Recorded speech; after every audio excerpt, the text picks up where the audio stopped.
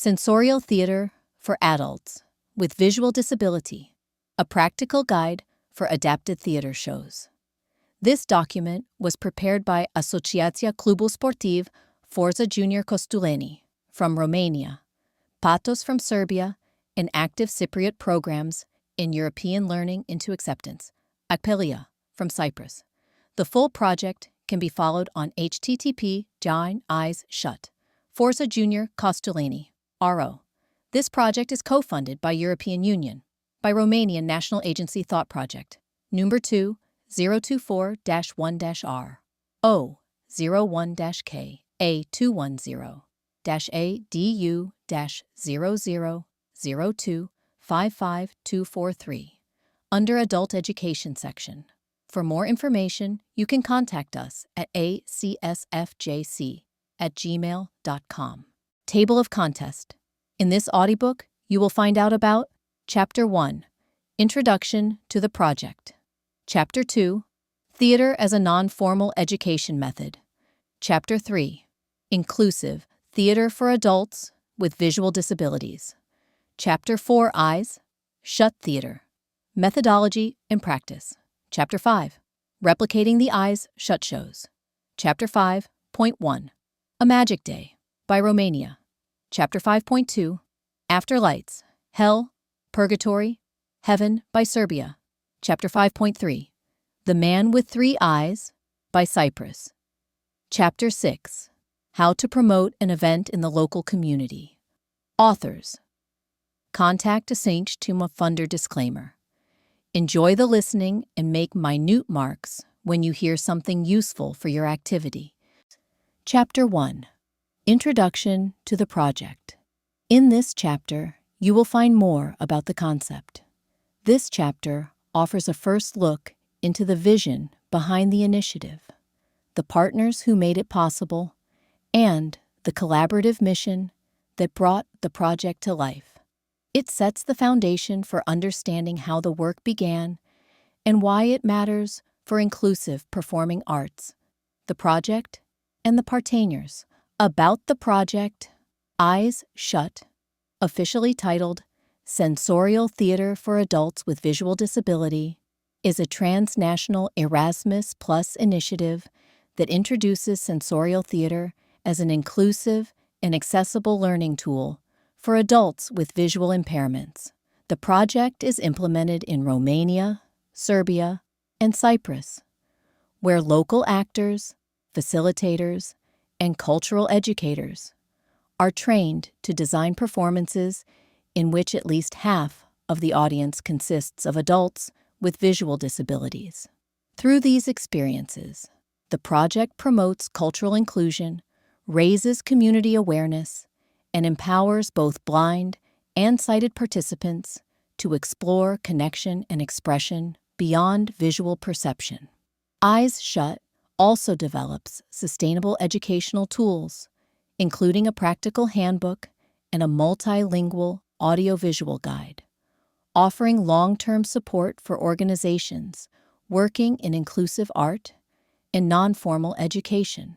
Performances experienced with eyes closed create a shared environment where blind adults can fully engage, while sighted participants discover empathy, imagination, and new ways of sensing culture. Key messages: sensorial theater as a method for inclusion, equal access to cultural experiences, collaboration between Romania, Serbia, and Cyprus, empowering adults with visual disabilities, building tools that can be replicated across Europe. Why it matters: it transforms cultural participation for blind adults. It helps sighted people understand inclusion on an emotional level. It trains local facilitators to use art as a learning tool. It inspires communities to create accessible cultural spaces. About the coordinator, ACSFJC, Forza Junior Costuleni is a rural social sports club dedicated to supporting children, young people, and adults with fewer opportunities. The organization has solid experience in working with visually impaired individuals, especially in disadvantaged rural areas, where access to structured cultural and sports activities is limited. Its mission is to make sports and non-formal education accessible to everyone, regardless of their social, economic, or geographical background. Through organized sports programs, educational activities, and European initiatives, ACSFJC provides a safe, inclusive, and supportive environment where young people can build discipline, confidence, and a sense of belonging. As the initiator and coordinator of the Eyes-Shu project, ACSFJC is responsible for overall project management, the kickoff meeting, and the involvement of blind participants from Romania in the local Sensorial Theater activities. Their role is grounded in long-term experience, working with youth with disabilities, and in facilitating authentic connections within the community. Why we exist.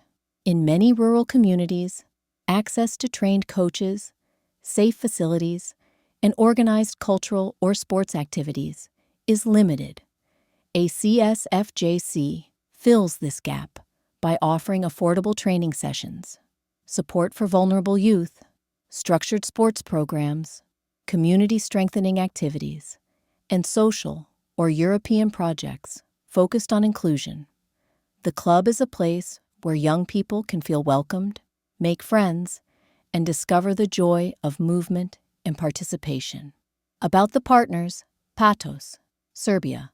Patos Youth Theater, founded in 1986 in Smederevo, Serbia, is an alternative and experimental cultural NGO known for blending classical, modern, and innovative theater practices. Created by young people seeking a space for artistic expression, Patos has grown into the city's only continuous performing arts institution, recognized through numerous local and international awards. The theater gathers professional actors, art students, young adults, and teenagers around research-based projects and maintains long-term collaborations with respected theater experts from across Europe. A cultural NGO with over 10 years of experience in inclusive theater, Patos is the creator of the Eyes-Shu Theater method. They work extensively with youth and adults using sensorial, non-visual theater techniques to promote empathy and inclusion.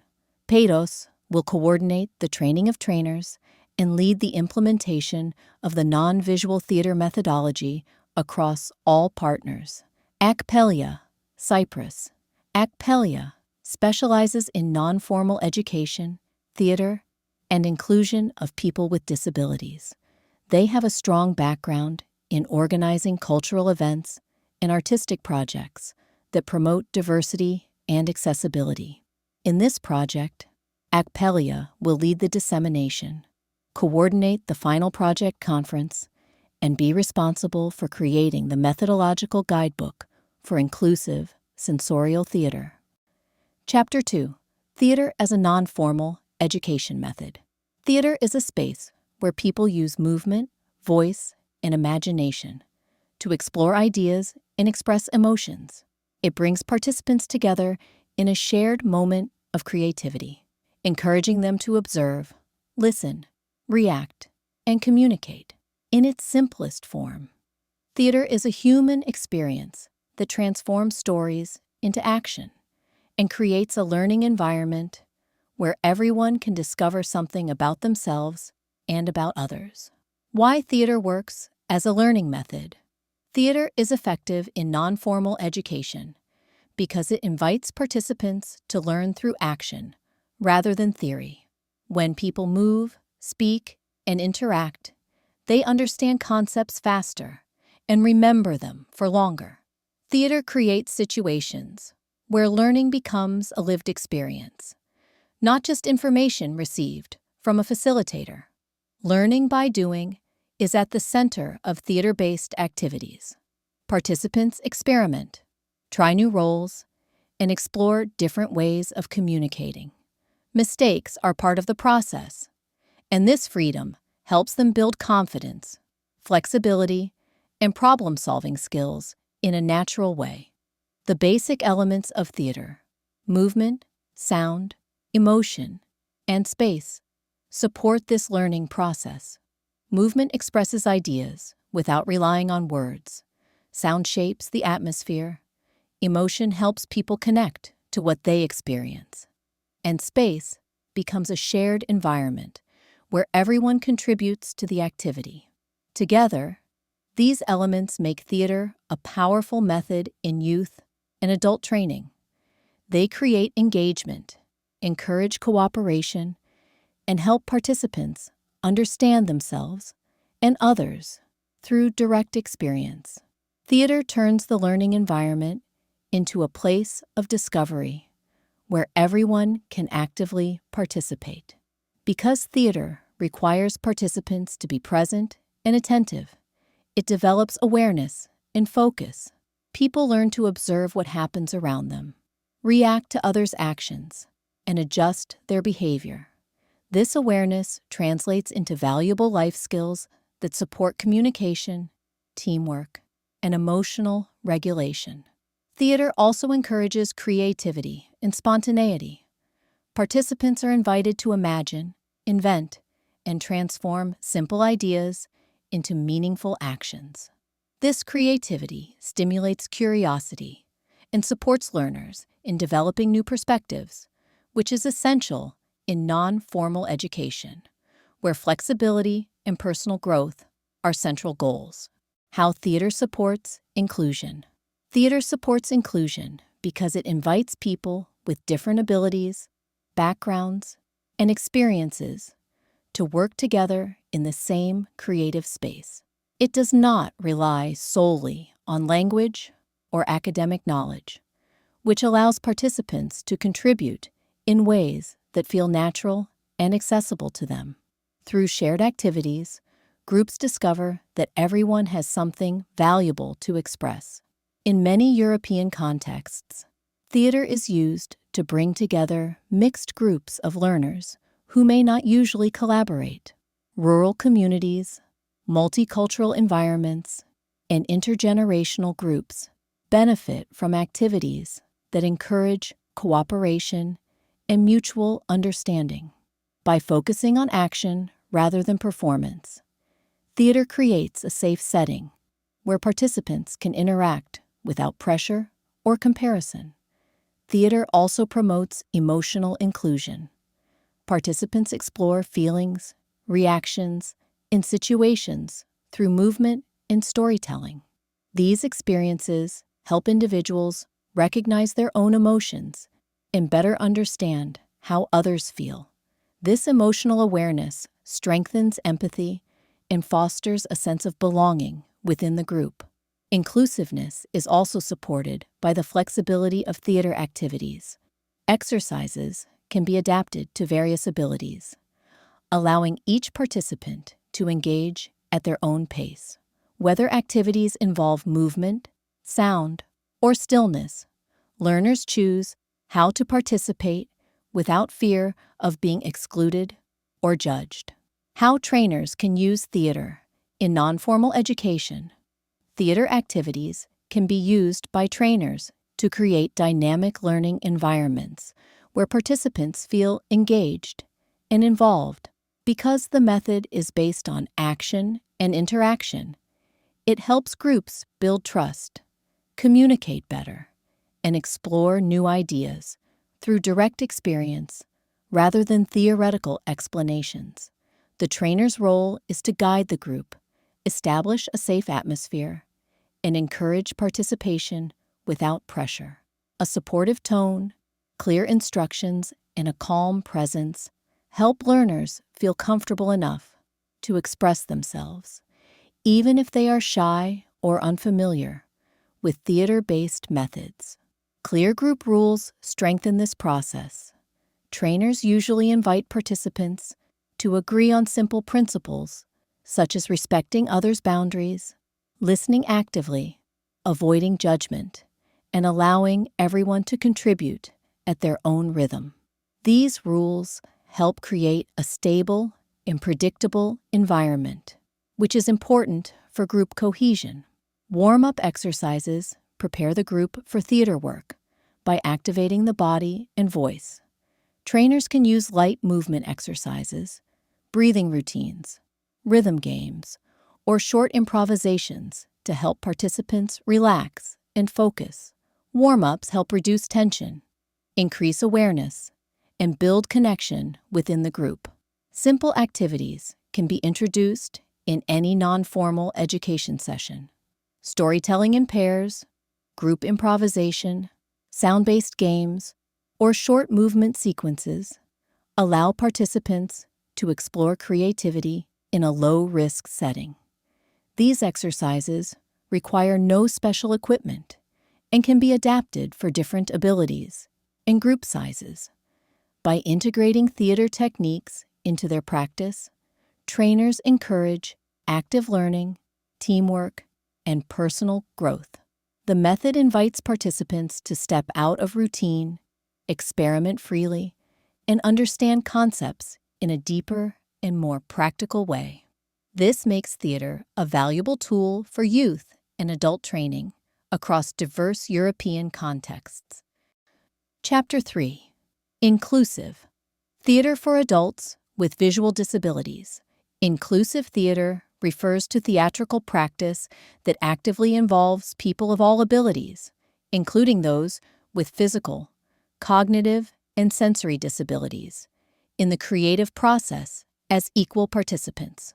Rather than treating disability as a barrier, inclusive theater is founded on the principle that everyone has the right to participate in and enjoy the theater. This aligns with a broader shift in disability theory from a medical model, viewing disability as a deficit in the person, to a social model that views disability as a natural part of human diversity and focuses on removing societal barriers. In fact, researchers emphasize that social inclusion is essential for quality of life, strongly linked to one's opportunities for participation, community belonging, and relationships.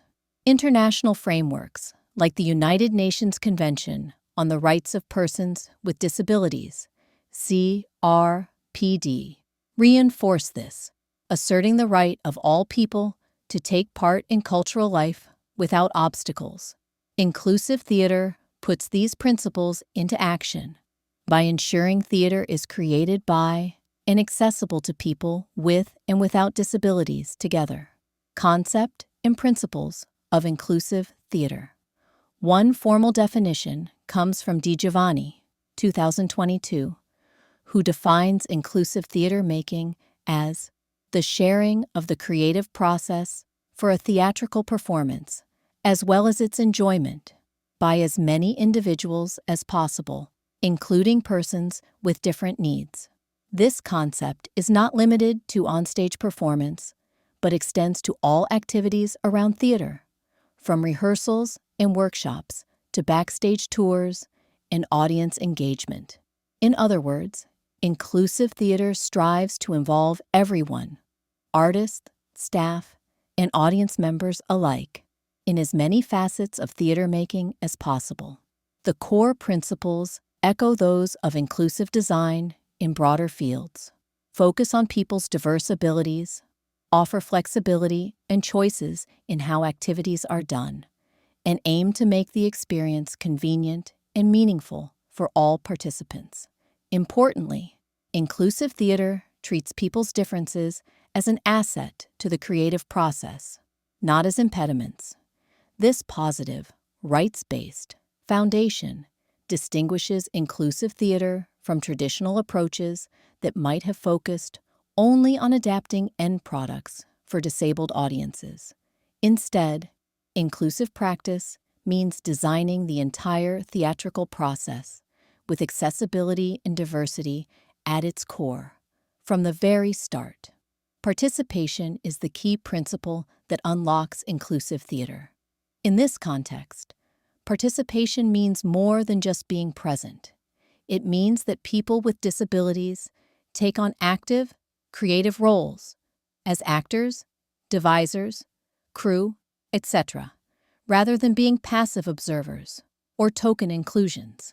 Everyone, artists, creators, and audiences, participates in as many phases of making a performance as possible, explains Di Giovanni, 2022.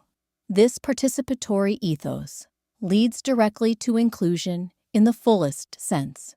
People with and without disabilities collaborating side by side, each person's contributions influencing the artistic outcome.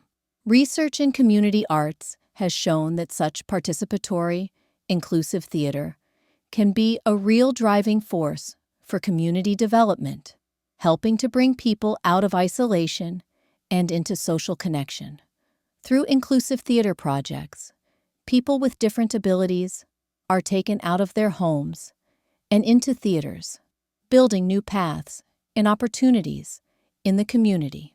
Crucially, inclusive theater is not only about including disabled people in existing art forms, but often reimagining the art form itself, adjusting the conventions of theater to fit the participants, rather than forcing participants to conform to rigid traditions. This way, the creative process adapts to the people, rather than the people having to adapt to the process. Inclusive theater practice and methodology. In practical terms, inclusive theater requires intentional methods and adaptations to ensure that adults with various disabilities can fully participate and express themselves. Practitioners often speak of integrated or inclusive ensembles, meaning that productions and workshops include both disabled and non-disabled actors collaborating on an equal basis. This inclusive collaboration is not always easy. It calls for flexibility, creativity, and support.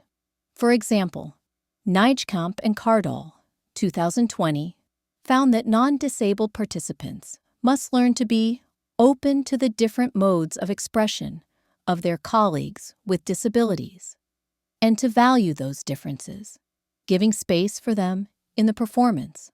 All members of an inclusive troupe often need to develop new ways of working and co-creating, which can lead to the acquisition of new skills and fresh artistic perspectives for everyone involved.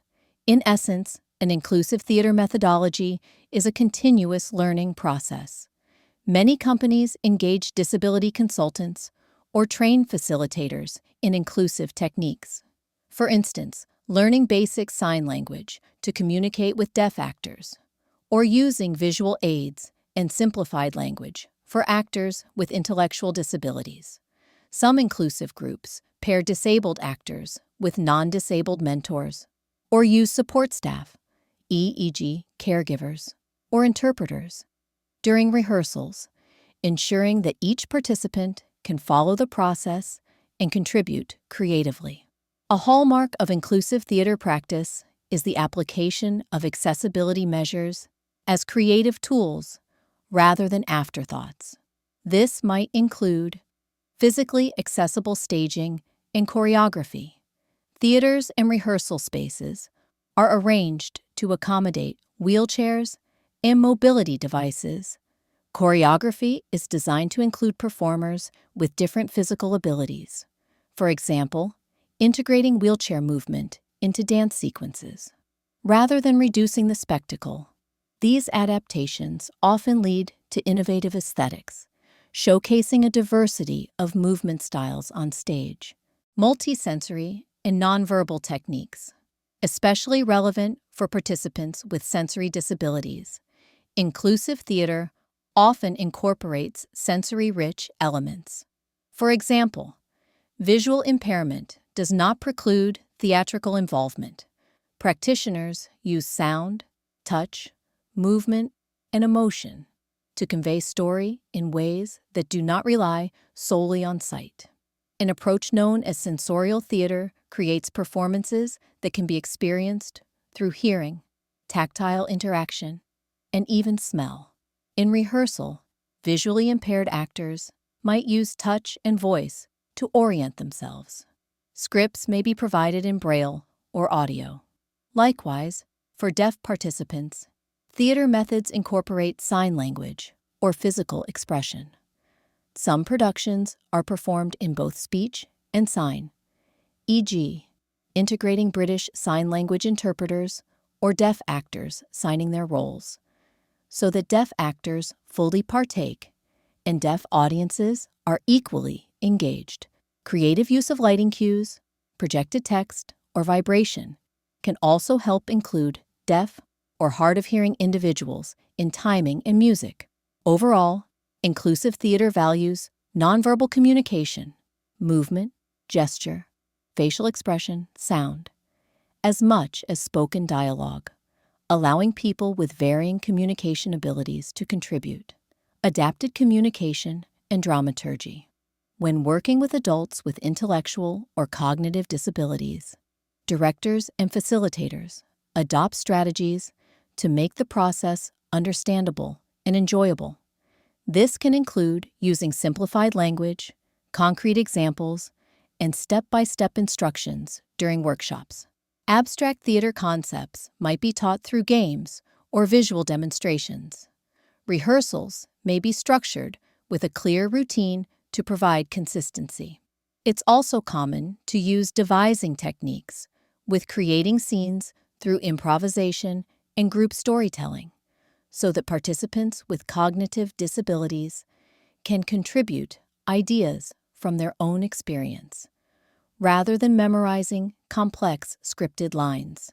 The creative process may move at a flexible pace, allowing extra time for comprehension or repetition as needed. Importantly, facilitators are trained to be patient and responsive to each individual.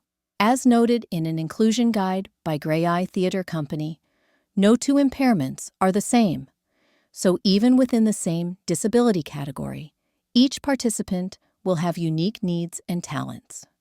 Inclusive methodology involves differentiation, offering multiple ways to engage in an exercise. For example, if an acting exercise involves reading a scenario, the facilitator might also describe it verbally for those with reading difficulties, or demonstrate it physically for those who learn better through action. The guiding principle is to be clear about the aim of the exercise and create space for different ways of achieving it, ensuring that a deaf participant, a blind participant, and a participant with a mobility impairment can all succeed in the activity in their own way. Collaborative creation and flexibility.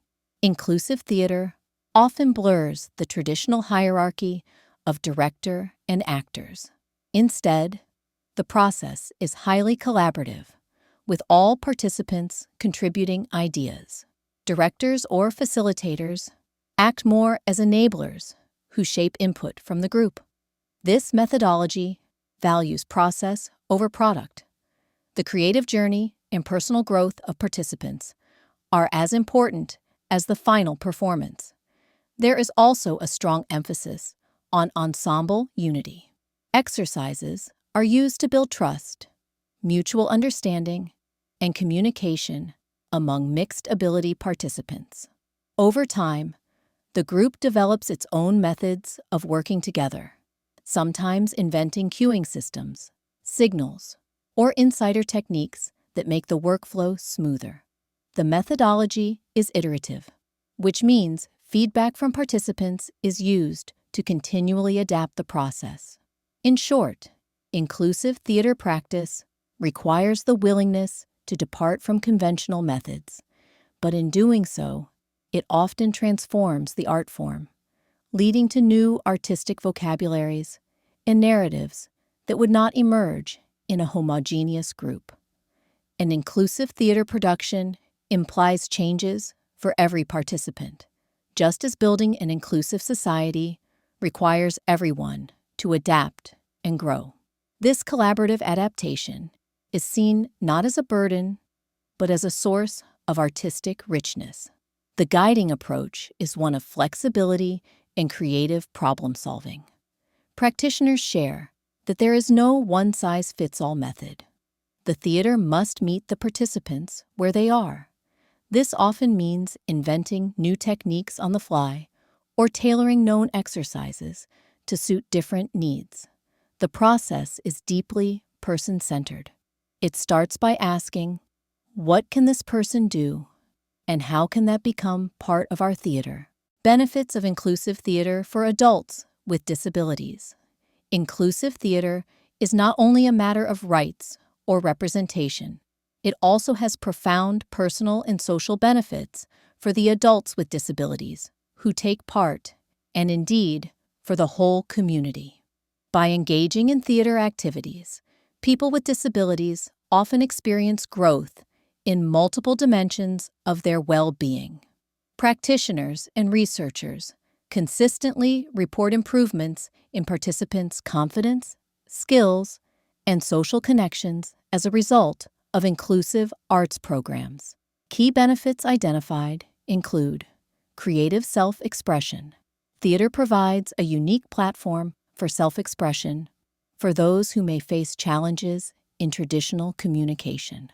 Adults with disabilities get the chance to share their stories, emotions, and imagination through acting, movement, and voice in ways that might not be possible in everyday life. This creative outlet can be particularly empowering for individuals who have historically been voiceless or marginalized. On stage, their voices and ideas can take center stage. Empowerment and confidence. Taking on roles in a production, whether as an actor, storyteller, or backstage assistant, can significantly boost self-esteem and confidence. Participants gain a sense of achievement from learning new theater skills, like memorizing lines, controlling lights, or choreographing a dance, and from the responsibility of contributing to a team effort. Many discover they are capable of more than society has given them credit for. This empowerment often extends beyond the stage. As individuals conquer stage fright or master a performance, they feel more confident tackling challenges in everyday life. Social skills. Inclusive theater projects are fundamentally social.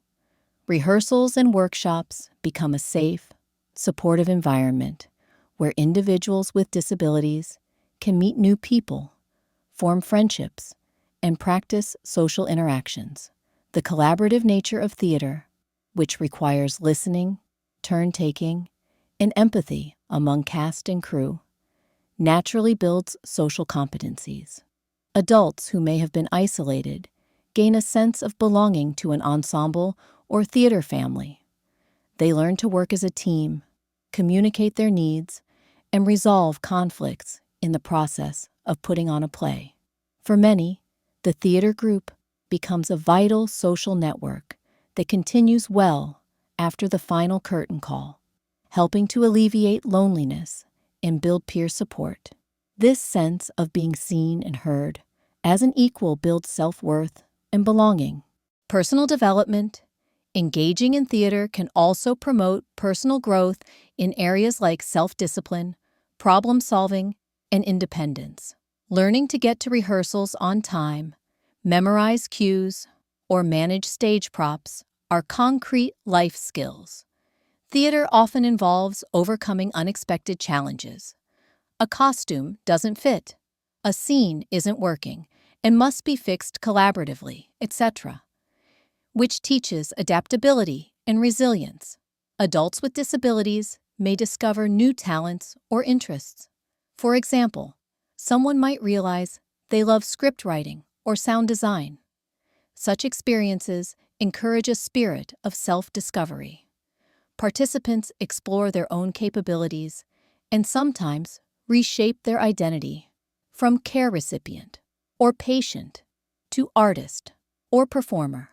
Improved attitudes and advocacy. The benefits are not confined to the participants themselves.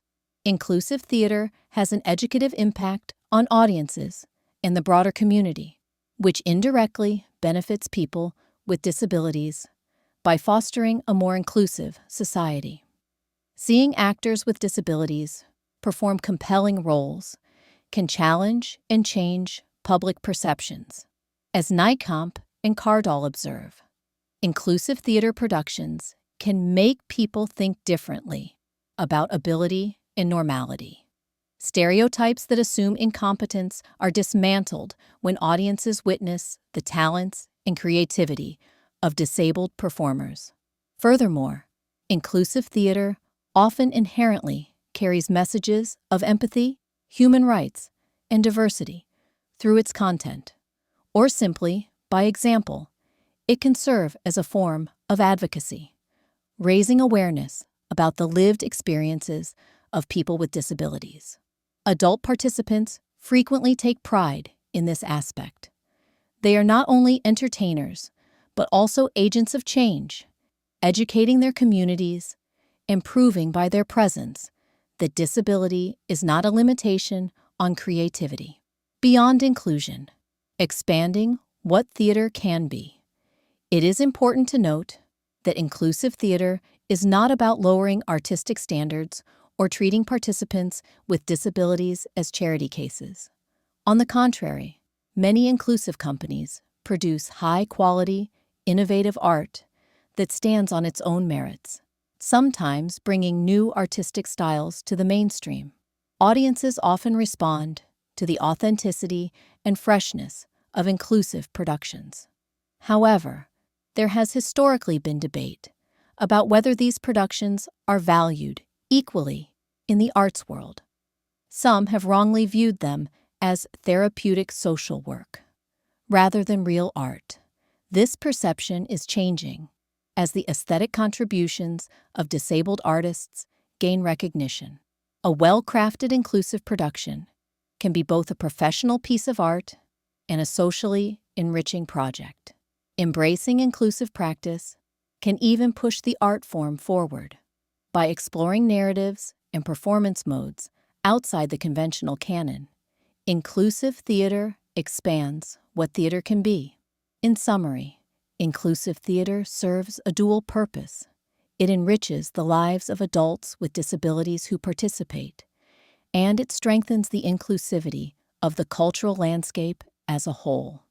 By examining cases like sensorial theater techniques, e.g., the eyes-shut theater practice, we can see concrete examples of how the inclusive theater concepts demonstrate the adaptability of inclusive theater to meet various needs while maintaining its core ethos. That theater is for everyone. Chapter 4. Eyes-Shut Theater, Methodology and Practice. The eyes-shut theater approach emerges from years of pathos, theater artistic exploration, and practical work with visually impaired audiences and performers. Within the Erasmus Plus project, Sensorial Theater for Adults with Visual Disability, Eyes-Shut, Pathos introduced its structured methodology that reimagines theater beyond the visual frame, placing sound, touch, movement, smell, and even taste at the center of the performance experience. Eyes-Shut Theater challenges traditional theatrical conventions. By intentionally removing sight, the sense most performances rely on, it shifts emphasis to the body, to listening, to presence, and to the relationship between actor and audience in shared darkness. What emerges is a form of theater that is not merely adapted for visually impaired audiences, but co-created with their perspectives and sensory strengths in mind. What is Eyes-Shut Theater?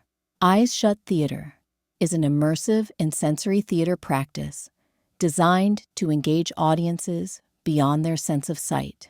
By removing visual stimuli, audiences are encouraged to experience performances through sound, touch, smell, and even taste, opening an inner eye that enhances imagination and emotional connection. This format challenges traditional theatrical conventions, offering a deeply personal and subjective experience for each participant.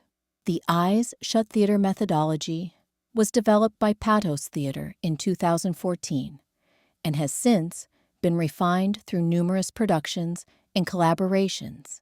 The inspiration for the name comes from Stanley Kubrick's film Eyes Wide Shut, a paradoxical play on perception.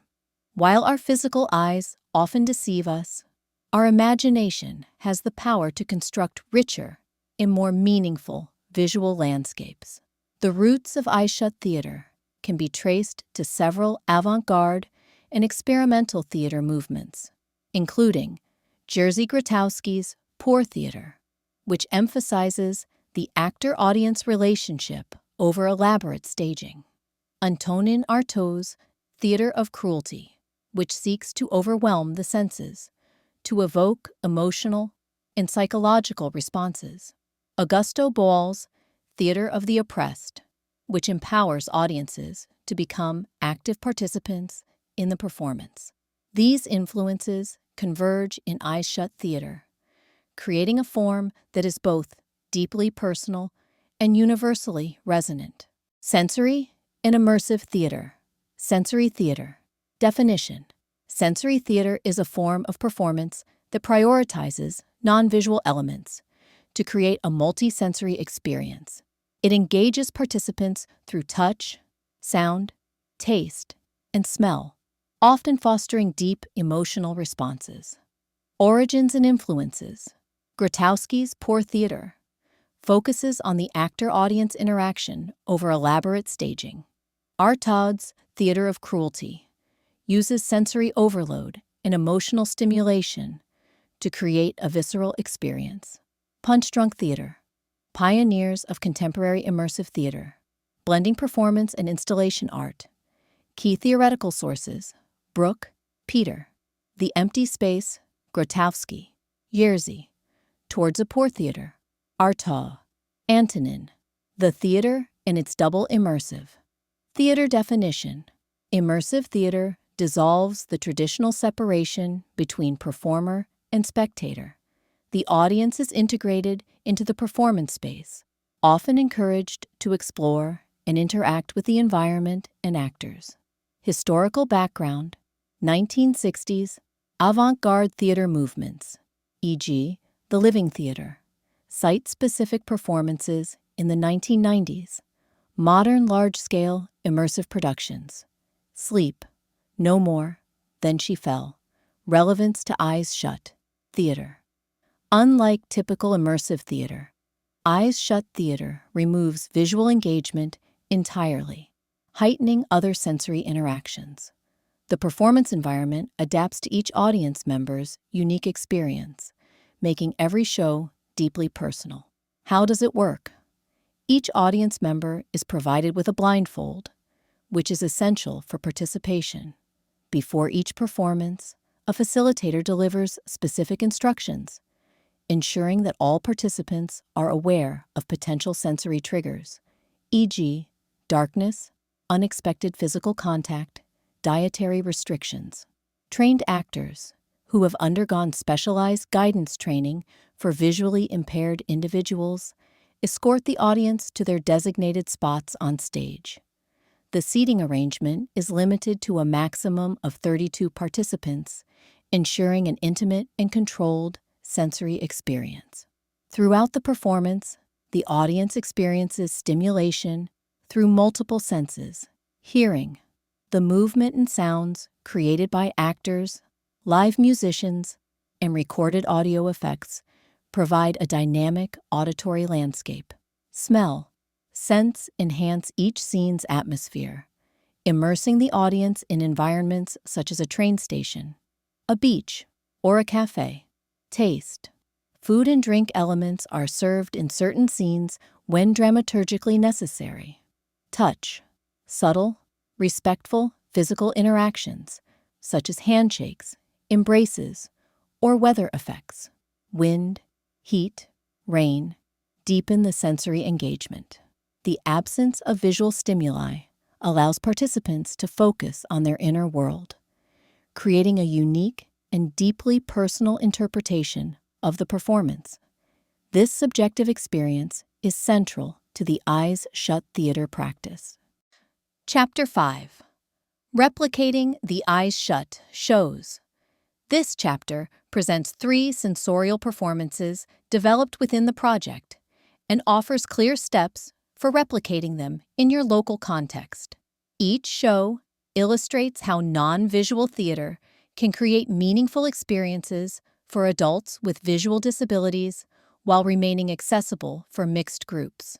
The following pages provide the flow of each performance, practical instructions for facilitators, and tips for adapting the activities to different spaces, audiences, and levels of experience.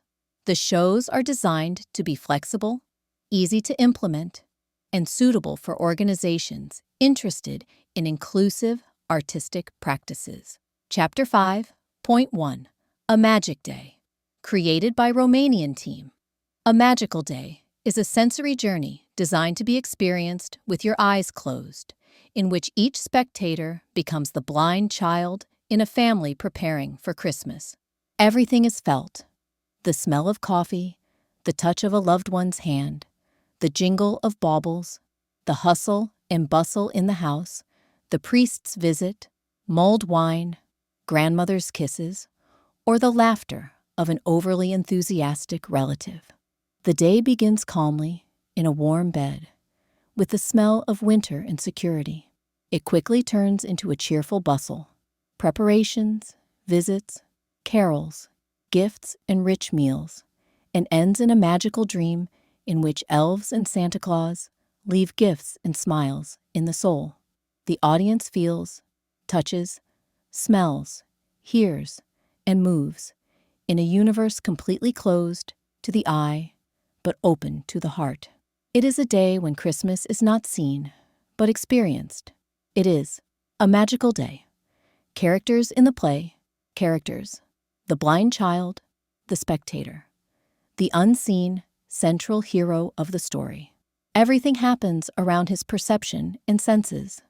He is guided with care and affection by the whole family. Mother: energetic, practical, warm. She coordinates the chaos of the house, urges order, but exudes love with every gesture.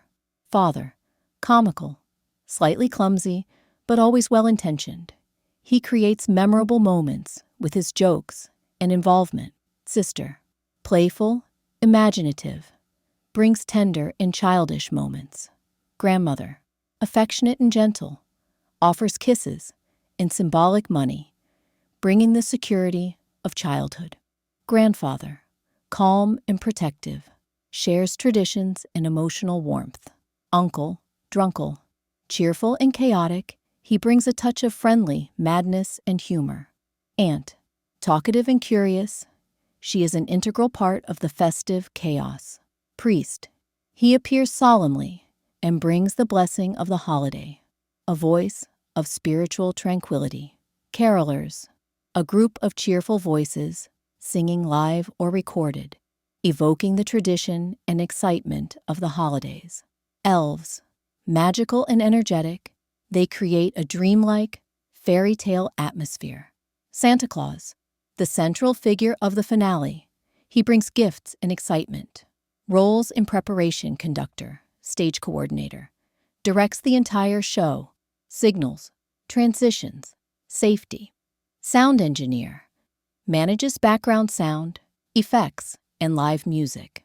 Photographer: captures expressions and gestures without disturbing the intimacy of the sensory space.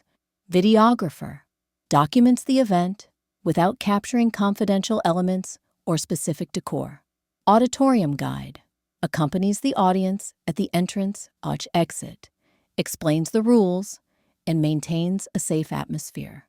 Sensory guide actors: each actor manages 3 to 4 spectators, taking care of each person's personal experience.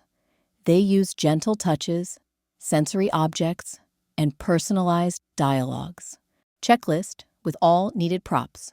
The list is structured by category, using the drop-down menu and expanded scenario. Blankets: 1 per person.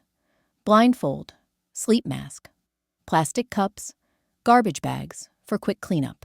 Coffee in cups, orange peel water with basil essence, dried basil sprigs, small fir tree, fir branch, fir tree ornament, pine essence sprinkled on fir trees, Monopoly money /1 leu, banknotes, individually wrapped, gingerbread or candy, wine, paper cups, cocoa powder, Belle's baby powder, symbolic gifts notes, stress balls, small teddy bears, keychains, festive boxes or bags, space room organization. The show takes place in a square space, divided into 4 sectors like a slice of pizza, visually delimited by wide, cross-shaped aisles. The entire arrangement is designed to give the actors access to each spectator, maintaining a balance between mobility, intimacy, and safety. Audience seating. The audience sits on chairs with backrests, arranged in 4 equal groups of 4 people in each sector. Depending on the actors, this can be adapted to between 16 and 20 spectators. The chairs are slightly spaced apart to allow the actors access from behind and from the side. Each group of spectators is surrounded by the movement of the actor guide in charge, who interacts individually with each person. The role of the tables. In each sector, there is a low round or square table, positioned behind or to the side of the spectators, not between them. These tables contain the sensory props needed for the scene: smells, tactile objects, drinks, gifts. Each actor manages their own table with props, adapted to their group. Actor movement. The green cross-shaped path allows actors to move quickly between sectors. Each actor can also rotate around their group to give the audience a complete 360-degree experience. Smell, touch, close voice. Actors can discreetly retreat diagonally to replace props or move to another area. The central area and corners. The central area is free and used for group scenes, e.g., elves, Santa Claus, songs, family chaos. The 4 corners of the room can be used for spare prop storage, symbolic entrances, priest, relatives, sound stations, or lighting control. Recommended capacity: maximum 16 to 20 spectators per performance, so that everyone can enjoy a personalized and fully sensory interaction. The ideal formula is 1 actor for every 4 spectators. Prop organization. General principles. Each actor has their own prop table, positioned near their group of 4 spectators. The props are organized in the order of their appearance in the show, in separate segments, baskets, boxes, or compartmentalized trays. All objects are labeled or arranged in logical order to avoid delays and ensure fluidity. Organization on a standard table. Model valid for all tables. Act 1. Morning. Coffee cups. Orange peels.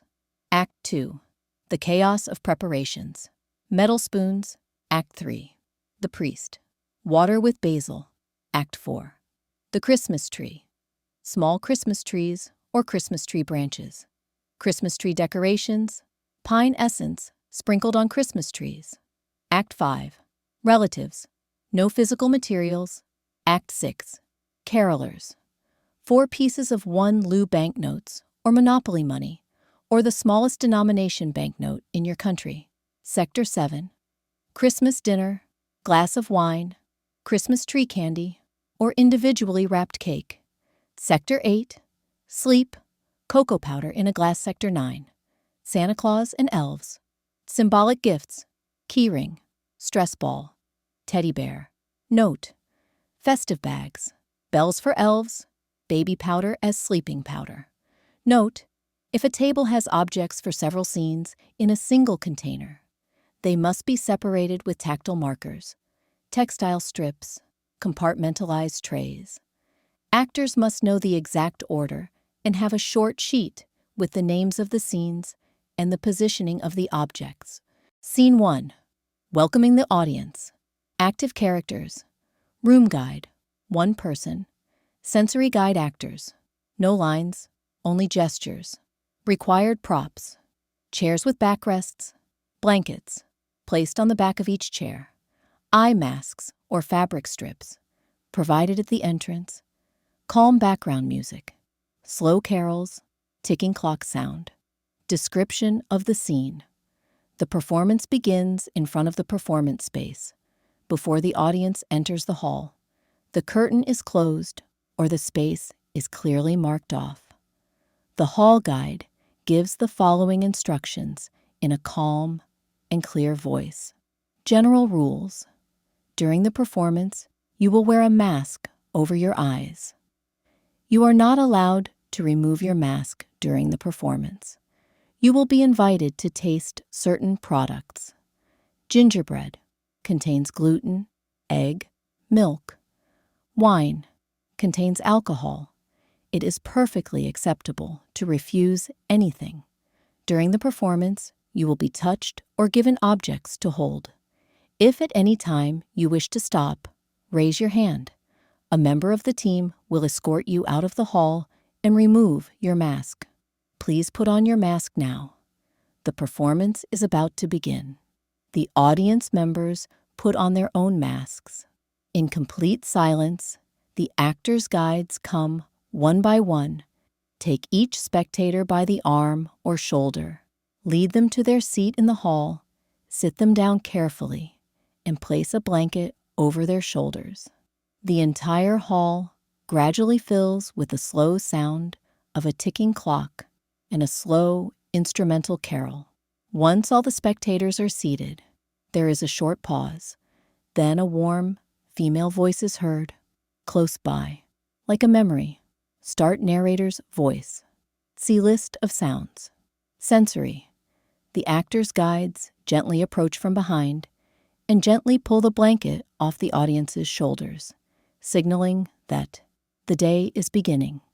Spray with the scent of fresh coffee is sprayed around the room. The sound of coffee being poured discreetly can be added, optional, with ambient background. Scene 2. Chaos and preparations. Ambient sound. Romanian Christmas music, e.g. O Ce Veste Minunată, reinterpreted in a dynamic style with elements of parody, starting slowly, then increasing in intensity, plus footsteps, dishes, mixer sound, vacuum cleaner. Fade in progressively, not all at once. Mom. Are you still in bed? Wake up. We have a lot of work to do. Sister. Let's play. Mom. I'll let you play. Get to work. Dad. Where's the vacuum cleaner? Sister. I arranged the napkins in the shape of a Christmas tree. Dad. Well done, Daddy. But have you seen the vacuum cleaner? Sister. Mommy. Daddy lost the vacuum cleaner. Mom. Did you lend it to the neighbors again? Dad. Oh, yes. It's at Mr. Georgica's house on the hill. Mom. Run and get it. Sister. I'm hungry. How long will it take? Father. Vacuum cleaner noise. It was on the balcony. Mother. Who's putting the tablecloth on? Where's that Christmas set? Father. I'll put the tablecloth on, but don't anyone say I've put it on upside down again. Mom. Nobody helps me in this house. The actors begin to move chaotically among the audience. The rhythm is energetic but clear. One with forks, another with a pot and ladle, another with a mixer, another with jars. Each makes a clear sound, without continuous overlap. The noises are short, rhythmic, controlled, sound, ding-dong. The doorbell. Scene 3. The priest. Ambient sound. Hurried footsteps. Commotion. Whispered voices. Mother. Panicked. The priest! The priest is here! Addressing her sister. Hurriedly. Come on! Bring the money. The money we set aside for the priest. Sister. After a few seconds. Confused. It's not here. Turns to the main character, whispering, close to her ear. Sister. Did you take it? At that moment, loud sound of door opening. Suddenly, total silence. Priest. Solemn voice. Bless this house. The whole family. Amen. The actors encourage the audience to respond in kind. Priest. Bless this table. The whole family. Amen. Priest. Warmly. Blessed Christmas, dear people, with health, joy, and peace. May there be light and love in your home. Sister. Enthusiastically. Come on, everyone. Say it too. Amen. The smell of incense or myrrh fills the room. The priest sprinkles the air lightly with a sprig of dried basil. Without physical contact, Mother, hurriedly. Thank you, Father. We look forward to seeing you at Easter. Sister, whispering amusedly. The Easter bunny is coming. The priest exits discreetly. Mother, firmly. Everyone get to work. Scene 4, decorating the Christmas tree. Ambient sound, slow, calm. Instrumental carol, jingle bells, rustling fir branches, soft footsteps. The background remains warm and constant throughout the scene. Mom, in an agitated but warm voice. I have a few things to finish in the kitchen. I'll leave you to take care of the tree. Exits the stage, with no further lines in this scene. Father, speaking clearly in a calm voice. Now we can start decorating it. Each bauble we hang says something about us, about this evening. If you've been given a bauble, I invite you to hang it on a branch. Or you can ask for our help. We're here. Sister, the tree comes to life with every little gesture. We are placing memories together, not just baubles. You are free to choose where you feel it belongs. Interaction. Each actor, guide, or volunteer help the audience place the bauble they received earlier on a branch or on a wooden textile support. Work quietly or with very short lines in a warm tone to maintain the atmosphere. After the audience member places the ornament, Mom collects the empty branches and gives them to a volunteer who stores them in gift boxes, prepared for the final scene, where they will be given as souvenirs. Father, almost whispering, every gesture you make matters. The tree feels it, and we feel it too. This is the magic of an evening spent together. Sister, when we all contribute, something small becomes something precious. End of scene. The music fades gently. The lights remain warm, but dim, preparing the transition to the next moment. Scene 5. The relatives are coming. Ambient sound. Knocking on the door. 3 distinct knocks. Sound of the door opening wide. Sounds of multiple voices overlapping slightly. Laughter. Footsteps. Greetings. A shower of "Happy birthday." Sound of snow rubbing against clothes. Boots being shaken. Muffled by the cold outside. Black background as relatives greet everyone. The actors enter chaotically from several directions on the stage into the circle of spectators actors, and the lines are spoken in parallel. The actors interact physically with the spectators. Kisses, cold hands, theatrical hugs, whispered lines. The actors' lines can be improvised, depending on the mood, age, and memory of the audience. Following these patterns, Drunkle, enthusiastic, slightly slurred voice, touches the audience's palms with cold hands, soaked in ice water and well wrung out beforehand.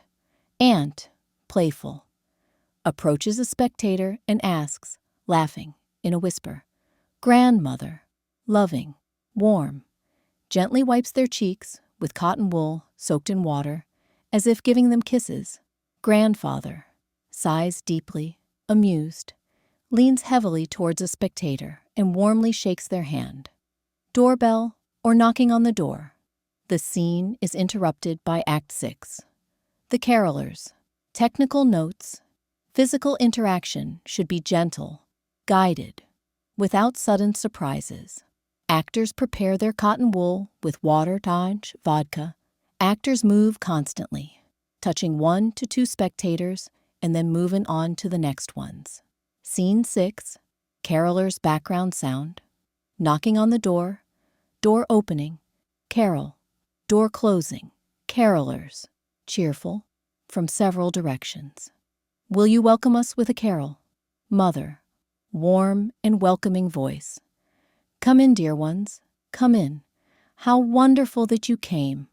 All characters invite the carolers into the house and encourage the audience to invite them in as well. Carolers immediately begin singing live. Suggestions. Oh, what wonderful news! The star rises high. Lord, Lord, let us rise. During the carol, each actor encourages the audience in the area they are responsible for. Sister, enthusiastically, close to the ear. Come on, let's sing too. It's our favorite carol. Or mother, emotional, protective. Come on, sing with them. I know you remember it. The actors continue the carol, and the audience is surrounded by warm, close, but not overwhelming voices. Carolers, at the end of the carol in chorus. Merry Christmas. Director's notes. No props are provided. Encouragement is subtle, emotional, coming from close characters.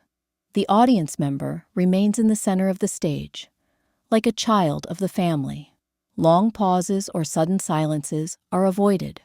A warm, continuous rhythm is maintained, full of presence and emotion. Scene 7. Money from grandparents, background sound. Discreet rustling of paper, warm laughter, whispered replies in the background. Music playing softly in the background after the monologue. Grandmother, gentle, emotional voice, approaching the audience. Let Grandma give her grandchildren something. You sang so beautifully. Grandfather, cheerful voice, with a smile in his voice. Come on, take it from Grandpa, just like we do at Christmas, just like we used to do when we were little. Grandmother and grandfather physically hand out symbolic banknotes to the audience. They place them carefully in their palms with a warm touch. They go around in a circle, and each spectator receives some. Father and mother then go to each spectator, delicately, and collect the money. Real. Everything is done at the pace of the scene, without haste, with lines that complement the atmosphere. Director's notes. The money can be symbolic banknotes, toy, or printed, but real to the touch. Be mindful of contact. Actors should touch the hand lightly, with respect and care, providing a clear and warm tactile experience. Maintain an emotional and playful atmosphere, not ironic or overly theatrical. The scene serves to reinforce the idea of the traditional family, with recognizable and affectionate rituals. Scene 8. Christmas dinner, ambient sound, clattering of plates, clinking of cutlery, quick footsteps across the room, noisy sounds at the table and sounds of eating, sounds of wine bottles being opened, wine being poured into glasses, clinking of glasses, entrance on stage, general dialogue in the background, aunt, background voice, energetic. Finally, we're eating too. Come on, to the table. Tactile and verbal interaction. Each actor approaches their spectator. They approach their ear, speaking in a low, gentle voice, with pauses between words, speaking to each spectator in turn. Serving, direct interaction, whispering in the ear. Product 1, wine aunt, low, playful voice. Hey, pause. Homemade wine. Really good. Would you like a sip? If the spectator accepts, the glass is carefully placed in their hand. If they refuse, that's right, you know best. Drunkle, complicit, relaxed. Country wine. It goes well without stuffed cabbage, really? Come on, have a sip. It's just between us. Collecting objects in a hurried and conspiratorial manner. Aunt, whispering, hurriedly. Come on, give me the glass quickly, before my mother sees you. Drunkle, jokingly, conspiratorially. Wow, you drank it all. Give me the glass. Come on, let's not get caught. Product 2, food father, calmly, protectively. I'll give you something sweet. It's a candy, or whatever food product it is. Pause. It's soft and good. Do you want to hold it in your palm? The product must be individually wrapped, directly in the palm. If they refuse, I'll keep it. I'll give it to you later. Sister, cheerful, childish voice. I'll give you my favorite cookie. I'll let you guess what's in it. Recovering the packaging.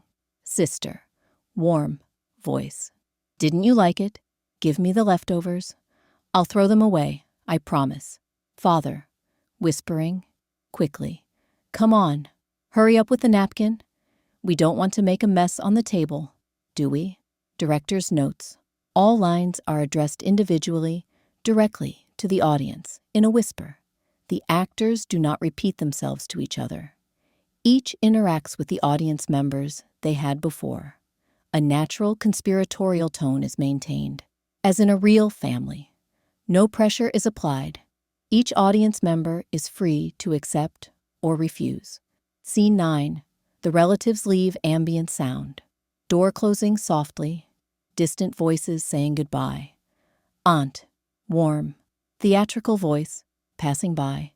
People come, but they also leave. Drunkle, laughing, close to a spectator. A bottle of plum brandy to go never killed anyone. Just saying.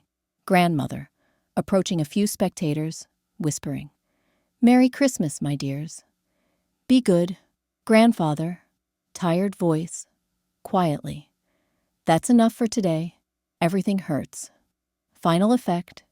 The actors slowly retreat into a circle, leaving in silence, leaving the audience in a calm atmosphere. The door closes. Silence falls. Scene 10. Back to sleep. Ambient sound. Slow murmurs of yawning. The actors simulate yawning, one by one, spreading throughout the room. Soft, rhythmic steps, like in a soothing ritual. In the background, a live lullaby, sung gently in the center of the circle. For example, Nani, Nani Puyul Mami, or an original melody, without clear lyrics, just gentle vocalizations. Collective moment. All actors walk calmly around the audience. Each actor takes care of their children, the 3 to 4 audience members in the designated sector. Without words, only through gentle gestures, they cover them again with the blanket from the back of the chair. Individual whispers, discreetly transmitted by each actor to their audience members. Good night. Sleep well. Dream of snow. You are safe here. See you in your dreams. Special effect. Each actor takes out a small cup of cocoa powder or other harmless, allergen-free powder, pours a little into their palm, and blows it into the air, creating a magical atmosphere like chocolate snowfall. Final effect. The lights gradually dim. The lullaby fades away. Complete silence. A 3 to 5 second pause in total darkness for emotional respite. Scene 11. The elves.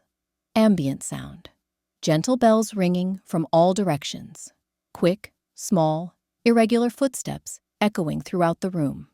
Through speakers or simulated by actors. Whispered laughter, like the giggles of curious elves. Lighting. Diffuse, bluish, dreamlike light. Entrance. Moment. The sprites enter the room quietly but with great energy, spreading discreetly among the rows. Each sprite goes to its group of spectators. The bells can be heard with every step. The sprites look at the spectators as if they were checking their sleep. Elf replies, whispered or close to the ear. Elf 1. Looks like he's sleeping well. Let's see. Is he breathing? Elf 2. I see this little one hasn't completely fallen asleep. Everyone, sprinkle the sleeping powder. The elves discreetly sprinkle powder, baby powder, on the one who moved or smiled. Elf 3. It's okay. Now he's surely having sweet dreams. The scene is repeated around each spectator. End of scene. The elves begin to retreat slowly, Tiptoeing. The bells are getting quieter. One elf stops in the center of the stage and whispers, "Final elf, sleep peacefully. Santa is coming." The lights dim. The sound of bells slowly fades away. Pause. Scene 12. Santa Claus. Ambient sound. Heavy footsteps. Pre-recorded sound coming from the side. Soft, rhythmic bells slowly approaching. Heavy, low breathing. Santa arrives. Santa Claus. Warm, gentle voice approaching. Ho, ho, ho. What wonderful silence. It seems you've been good. Elves. Playful voices from different directions in the room. Santa, you found him asleep. It's time for presents. Interaction. Each elf places a present in the spectator's hand. Optionally, the smell of hot chocolate can be used. Santa Claus, or an elf, says directly and closely. Transition. Elements. The blankets are gently pulled off each spectator. The actors give the gifts to the spectators. The actors quietly lead the spectators out, one by one. Final sound. Gentle instrumental carol, piano, or muted choir. The door opens audibly, signaling the exit from the dream. The end of the Romanian show, a magic day. Chapter 5.2. After lights, hell, purgatory, heaven. After lights, hell, purgatory, heaven is a sensorial, eyes-shut theater journey through a very specific version of the afterlife. The Balkan soul seen through darkness. Inspired by Dante's Divine Comedy, the performance invites spectators to travel blindfolded through a series of soundscapes, smells, touches, and tastes that reveal what hell and heaven might feel like for a contemporary Balkan community. At the beginning, participants sign a symbolic travel at your own risk form and are guided into darkness by the guides. Their eyes rest, but all other senses wake up. In the anteroom of hell, they encounter the neutral souls who never dare to love, hate, or take a stand, eternally running after a blank, white flag. Soon, the journey plunges into a noisy, sweaty, aggressive stadium of football fans, a suffocating bureaucratic maze, an endless family lunch that never starts, and a poisoned ecological landscape dug out by human greed. Voices of lust, gluttony, political lies, reality show spectacle and war memories unfold around the audience, all performed very close to their bodies, sometimes touching them, sometimes whispering directly into their ears. The show then moves into a kind of Balkan purgatory, where everyone is invited to say yes to a heavenly political party that promises salvation before leading them into a shiny, scented, soft paradise. In this heaven, the same patterns slowly reappear.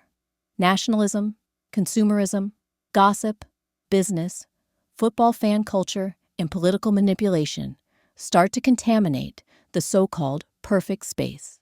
Alcohol, folk music, and small corruption return, showing that wherever the Balkan mentality goes, it tends to recreate itself. Production roles. Performance. Host. The performance host coordinates the flow of the experience for spectators. This role oversees the welcome, blindfolding, safety instructions, and ending greeting. Wardrobe and performance keeper. A pleasant and organized attendant is responsible for receiving and storing coats while managing audience entry throughout the performance. Also for this performance, he was the consent list keeper, and he gave blindfolds to the audience. Performance introducer. The performance introducer is one of the actors that reads aloud final specific, important information prior to the entrance. This text should have information that is important for the audience: food, allergies, fears, rules. You can develop specific text from performance to performance. Soundmaster. The Soundmaster operates all recorded soundscapes, live microphones, and portable speakers. They follow the script closely to sync music, voices, crowds, storms, animals, and sound effects with the actor's actions. Discrete volume control is essential to avoid overwhelming or startling spectators excessively. Light operator. Although the performance is mostly in darkness, this role manages any small lighting changes before and after the show, at entrance and exit, and for safety.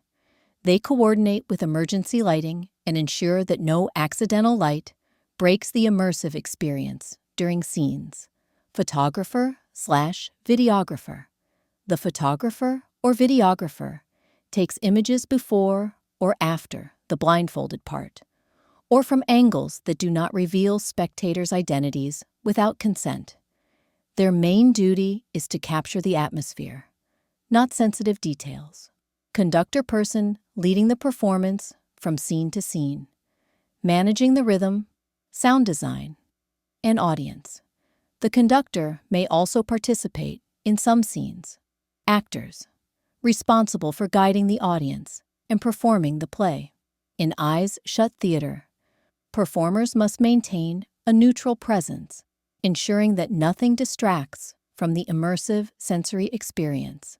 This includes silent, scent-neutral attire and careful personal preparation. Musicians may or may not be professional musicians. These individuals are responsible for creating the general atmosphere and soundscapes. Foley artists. Props checklist, general audience items, blindfolds, or soft eye masks, one per spectator, plus several spare. Consent, disclaimer forms and pens, wet wipes or moist towels for washing hands from hell, one per spectator. Chairs, stools, or benches for all spectators. Hell, anti-inferno, and fans' audio track of loud heartbeats, audio of church bells, masks, for the ominous actor at entrance white flags, on stick for neutral, souls, stadium drums or floor toms, megaphone, with controlled volume, recorded football chants and crowd noise, plastic or paper cups for beer in rakija, can be empty or with a small amount of liquid if safe. Smoke or haze machine, optional. Bureaucracy and administration, stacks of blank papers or forms, clipboards, optional. Fake rubber stamps and stamp pads, old office equipment sounds, played via recording, printers, typewriters, stamp sounds, ashtrays with fake or real cigarette butts. For smell and texture, handled with care. Endless family lunch, grandmother cooking pots, lids and wooden spoons, old kitchen cloths and towels, old radio, real or a sound effect source, audio track of a kitsch old-fashioned radio song, and a Latin telenovela plate or tray with very sweet cakes and pastries, plus at least one spicy or surprise bite, optional. Soft blanket or pillow for the cat sensation, around legs, apron and accessories for the grandmother missed opportunities, soft perfume spray, sweet nostalgic scent, violin or recorded string music, pollution and mines props, or signs symbolizing mines and factories, not necessarily seen but placed in space, containers with smells, burnt food, stale tobacco, wet socks, engine oil, chlorine or industrial scented liquids, all safe and well ventilated, light paper ash, or dust to brush gently near spectators, avoiding eyes and mouths, paper hell money notes for distribution, water spray bottles for acid rain effect, lust, small plastic cups with rakija or non-alcoholic alternative, optional, object to mark each harpy's presence, e.g. silk scarf, jewelry that makes a quiet sound, gluttony animal sound recordings, cows, pigs, chickens, dogs, etc. Soft props to simulate animals brushing against legs or arms, plush toys, fur fabrics, feathers, politicians and voting lollipops for distribution, simple ballot props if needed, not seen but used symbolically, reality show microphone, real or fake, for the host soundboard, or device to trigger canned laughter, applause, and toilet flushes. Plastic cups or bottles to simulate party atmosphere. Warriors, soldiers. Metal cups or flasks for drinking. Drum or recorded drum track. Recorded thunder and rain. Subtle artificial smoke or incense. Optional. Purgatory. Party of heavenly salvation. Party membership texts or phrases for the guides. Classical music recording in a cheesy arrangement. Wet wipes for symbolic cleansing.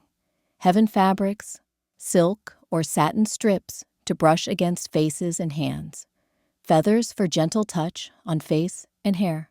Fragrance sources, cinnamon, incense, rose, and later grilled meat, barbecue smell. Turkish delight, rose flavor, and meringues for tasting juice, e.g. nectar, in small cups. Apples to distribute in the Balkan sky, scene. Soft bells, chimes, harp, and birdsong recordings. Toy rattles or maracas for snake sound near apples. Final chaos in heaven. Balkan fair plastic cups and bottles for drinking. Folk music tracks. Turbo folk, brass band, etc. Optional. Plastic chairs to simulate village party.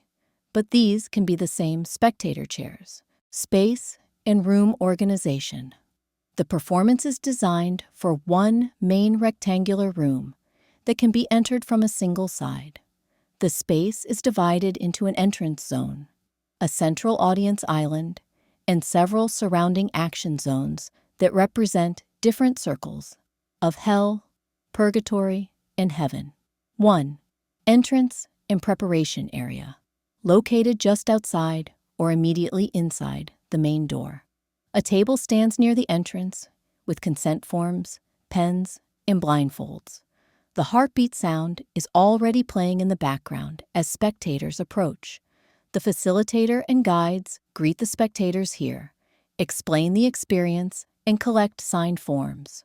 Once instructions are given, guides assist each spectator to put on a blindfold. 2. Audience seating island. In the center of the room, kafana or restaurant setting with 8 tables, each with 4 chairs. There is enough space between rows and between chairs for actors to pass, touch shoulders, and lean close to ears without tripping. This central area remains the main position of the audience for most scenes, while hell, purgatory, and heaven are created around them through sound, smell, and touch. Scene 1. Welcome and blindfolding. Mandatory characters involved. Ominous masked actor. Background heart. Props needed consent forms and pens. Blindfolds. Table at the entrance. Sound of heartbeat. Sound of church bells. Mask for the silent actor. Description: spectators arrive at the entrance. They hear a loud heartbeat that stops as they reach the door. A silent actor wearing a mask passes close, observing them and laughing ominously. The audience signs a symbolic "travel at your own risk" paper. The host explains that they will experience the show with blindfolds and that they can raise a hand or call if they feel unwell. Each spectator is helped to put on a blindfold and then guided carefully to their seat in the central island. Before the audience enters, the sound of a loud heartbeat is heard. As they reach the entrance, the heart stops. Church bells ring. An actor wearing a mask passes by, staring at them and laughing ominously. Guide 1. Good evening, dear travelers. Welcome to the journey into our small, big hell, the Balkan space where heaven is stuck in the waiting room, and hell is already here, right in front of us. Time will stop chasing us. Your eyes are going on holiday now, but let your other senses stay awake. Smells, sounds, touches, tastes. They will all tell you the story. Ready? Let's go. They put on the blindfolds. The guides lead them toward their places. We stop them halfway. Scene 2. Anti-Inferno. The neutral souls characters. Guides 1 and 2 whispering neutral souls. Props. Wind sound. flag flapping sound, optional cloth or paper flag, action and key text. Spectators are stopped midway or asked to listen carefully to the right side. Guides describe Anti-Inferno, a place of those who never chose, never loved, never hated. They eternally run after a white, empty flag. Wind and running footsteps are heard. Guides speak about people who always say, "Tomorrow we will decide," and are rejected by both heaven and hell. Guide 1, on your right-hand side. Listen carefully. This is the Anti-Inferno, the pre-hell, neither heaven nor hell, just nothing, a space between light and darkness, neither here nor there. Guide 2, here live the neutral ones. They didn't hate, they didn't love, they didn't even try. They only waited, whisper, for the day to pass, for someone else to decide, for everything to be over, without ever having begun. Here, every debate ends with, "Let's do it tomorrow." Guide 1, heaven doesn't want them. They're too gray. Hell rejects them. Too faceless, even for the devil. You know you've hit rock bottom when not even hell wants you as a neighbor. Their punishment. They run, constantly, chasing a white flag. It's an empty flag. No symbol, no color, no meaning, just like their lives. Guide 2, you know refusing to fight, that's also a choice. And for that choice, there are no medals, no songs, only oblivion, and running, forever, sound, wind, footsteps, running, the flutter of a flag in the air. Guide 1, but we move on. From here we hand you over to the local guides. Scene 3, Inferno characters, Hooligan 1 and 2, crowd, guides, props, drums, megaphone, crowd recording, beer and rakia smell, smoke, pushing bodies, action and key text, sudden silence, then explosive stadium noise, chants, red devils fill the space. Fans push the audience. One shouts, "Do you know who I am?" When we shout together, I feel I exist.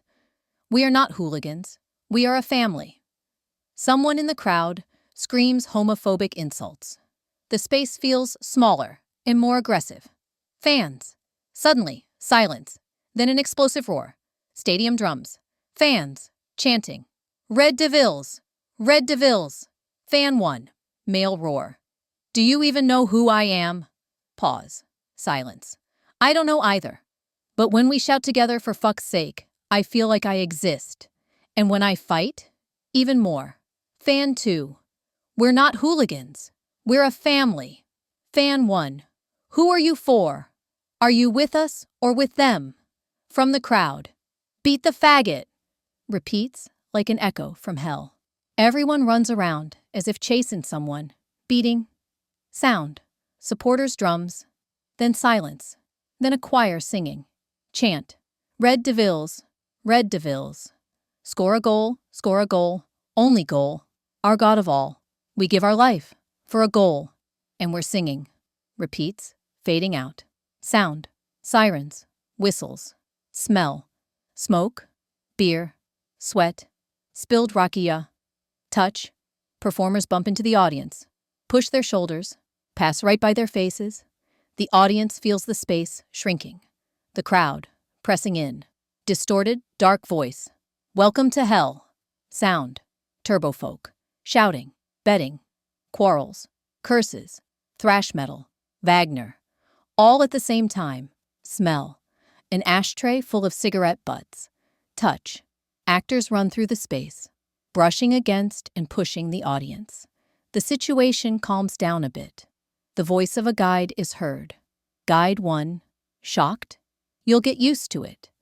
You're from the Balkans, after all. Guide 2, sir, what were you expecting? A cauldron? Boiling tar? No, that's Western propaganda.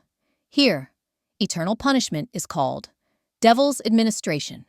Changes tone to fake official. Guide 1, if you want to file a complaint, we can give you the forms. Pens? We don't have any. All together, when you fill them in, First counter on the left. No. Second on the right. Then the 15th. Again to the right. You're missing a confirmation. You're missing an order. You filled it in wrong. It has to be in Cyrillic, not Latin. Guide 2. That's the pact with the devil. You get everything you don't want. Girl, Mama says heaven is in Europe, but I see a tunnel full of papers. Sign it, brother, but don't read. Everything's fine until the bill comes. Guide 1. Go get a stamp. In the office. The devils certify that. Short pause, then half voice, confidentially. Although, there aren't many left lately. They say they've all gone down below. Scene 4. Family lunch. Grandma. My children. Are you hungry? I made lunch for everyone. The audience is prompted to answer. Actors nudge them. Grandma. Well, wait a bit. It's not ready yet. It has to stew properly. Maybe a bit more salt. Or some pepper to spice it up well. It needs to simmer a little longer. Minutes pass. Grandma keeps adding spices and stirring. Guide 1. Quietly to the audience. This is her punishment, to eternally prepare a lunch that is never ready. And your punishment is to wait forever for that lunch. We're all simmering together, pressure is rising, and no one lifts the lid of the pot. Grandma. Hey you, what was your name again? Marinko? Milenko. When are you getting married, son? Look how your friends already push prams around. You're not like neighbor Zhika. They say he chases men. Don't you chase men, Milanko. You need to get married. And you, have you put on weight? Are you pregnant? Time to get married while you still can. You, kid, leave that cat and take a book. We don't have money anymore to bribe teachers. And you went bald, got old.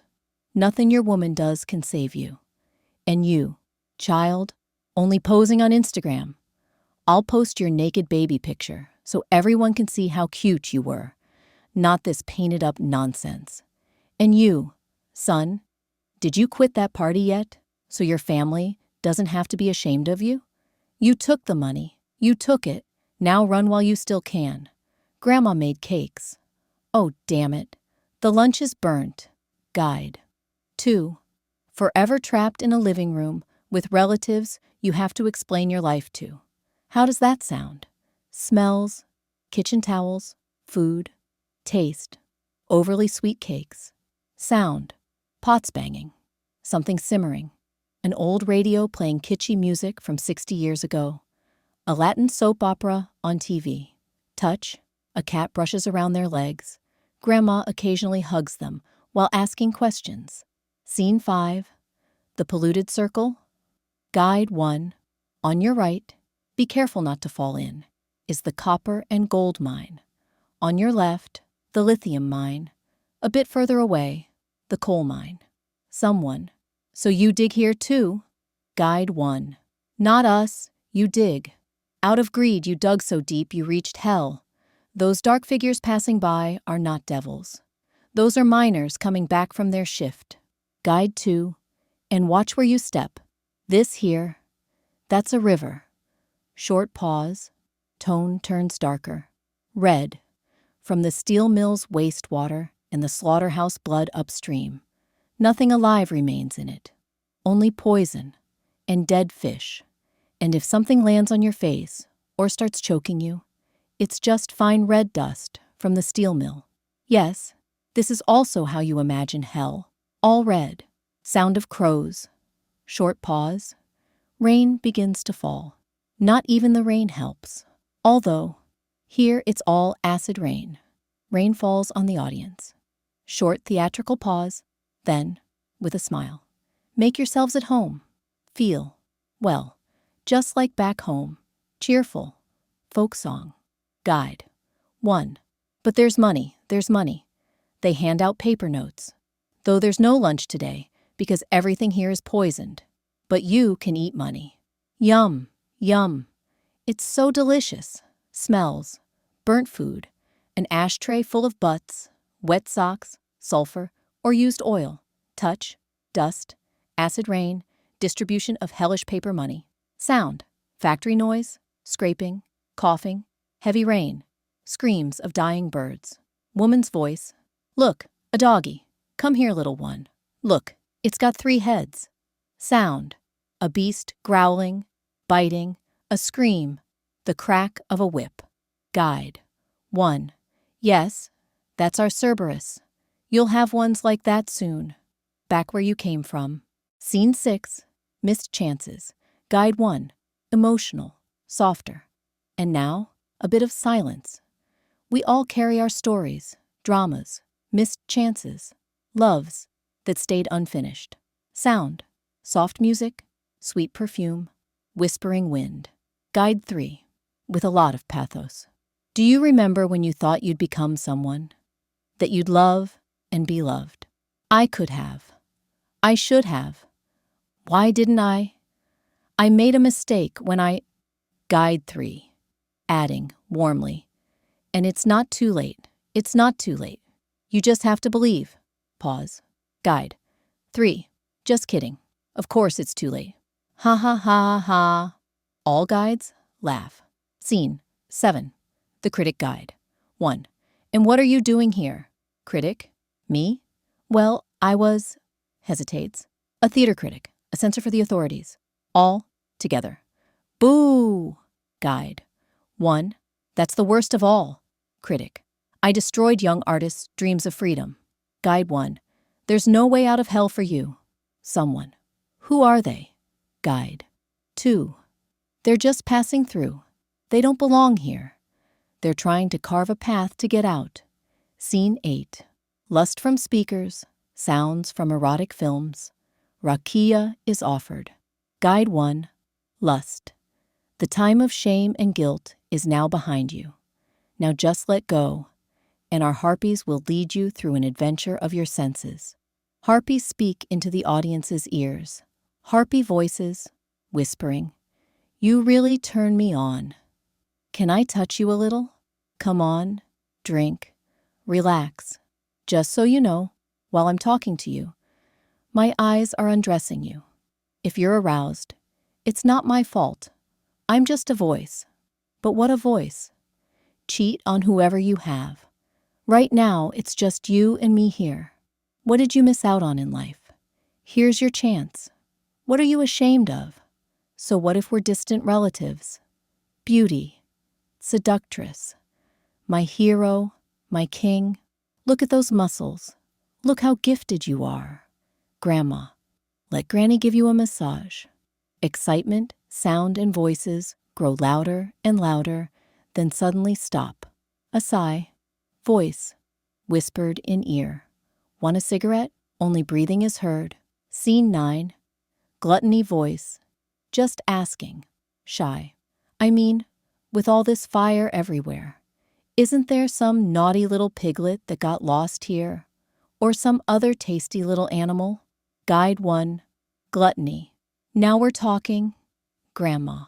Where are my children? My grandchildren? Are you hungry? Guide 2. And now, my dears, get ready, not for one naughty piglet, but for a whole herd. All the animals that passed through your stomach are coming back. Voice. What the hell is this dog? Woman's voice. Remember those suspicious burgers at the fair? Another woman's voice. Damn it, Lazo. What scorpions, frogs, and rats did we eat in Asia on holiday? Sounds from all sides. Cows, sheep, chickens, a rooster, frogs, pigs squealing in their ears, wings flapping, dogs barking. Touches. Animals rub against them, nuzzle them with muzzles. Chickens flap around their heads. Scene 10. Politician smile. Excuse me. There must be a mistake. What am I doing here? I'm Mile Chick Petrovich. I was a member of parliament. I had my own party. 50,000 people voted for me. Guide. 2. Son, 500,000 souls voted for you here, and they all said, down to hell with him, so he can see how he robbed and cheated us. Mile. Long live the motherland. Long live the people. Bull. Mile. The people aren't exactly alive anymore. Mile. Bull. Palavatra. You too, you traitor. Guide. 1. If you want, we can hand out knives. It'll be more fun. Mile. This guide is no good. He's a foreign mercenary. Choose me to be your guide. Bull. Vote for me. A bright future awaits you. Our country must be part of the European hell. Mile. The bright future he offers is eternal fire. I'll give you cheap salami so you don't have to bite straight from the can. Bull. I'll make sure you get keys for those cans and toilet paper from Chinese loans. Mile. The devil takes it all. Let's vote. This is a democratic hell. Agitation. The candidates go from ear to ear, promising people all kinds of nonsense, handing out lollipops. Guide 2. Your left hand is for candidate 1. Mile.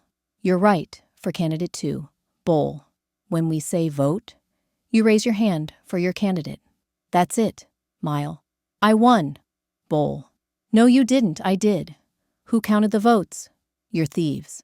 Mile. As if yours didn't. You crook. Bull. You call me. You bastard traitor. They start fighting. Guide. 1. Ah, and here are your knives. Catch. That's it. Harder. Harder. Oh, damn. There they go, both of them. The devil came to collect. Scene 11. Reality show. Guide 3. Wheel Coombe to the hottest reality show in this world and the next. Hellish pen. For those who the devil just can't leave alone. Here, sinners compete for eternal shame. Guide 2. Welcome to the hellish pen. Look at them, rolling naked in the mud. Male voice. Oh, man. Sound. Canned laughter. Guide 3. Zvezdanusha. Faustusha. The pop star. Zvezdanusha. I sold my soul for 666,666 likes. I'm viral. Sounds. Toilet flushing, canned laughter, applause. Guide. 3. Here is George, the corporate demon. George. As a director, I fired 500 workers, sold the factory, and blew it all in the bar. Sounds. Toilet, canned laughter, applause. Guide. 3. And here comes Dragan, the demon of lies. Dragan. 10,000 fake articles in my newspapers, chaos and millions. Sound. Longer toilet flush, canned laughter, applause. Guide 2. Bring the wine. Let's go wild. Sounds. Distant shouting, partying, fireworks, splashing in water and mud, growling from moving speakers. Dark voice. When I offered you everything, I always asked, what do you even need that for? No one leaves this pen. You clicked, accept all cookies. Ha, ha, ha.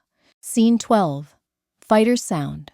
Drums, flutes, men's shouts, war songs. Soldier. 1. Where have you been, comrade? I haven't seen you in ages. Soldier. 2. And how do you even know me? Soldier. 1. I watched you through a sniper scope for a long time, but I wasn't the one who took you out. Soldier 2. One of yours did. Soldier 1. We had such a beautiful war. And now with us here are both those we loved and those we killed, and the whores and the scum. I don't even know how it all ended. Soldier 2.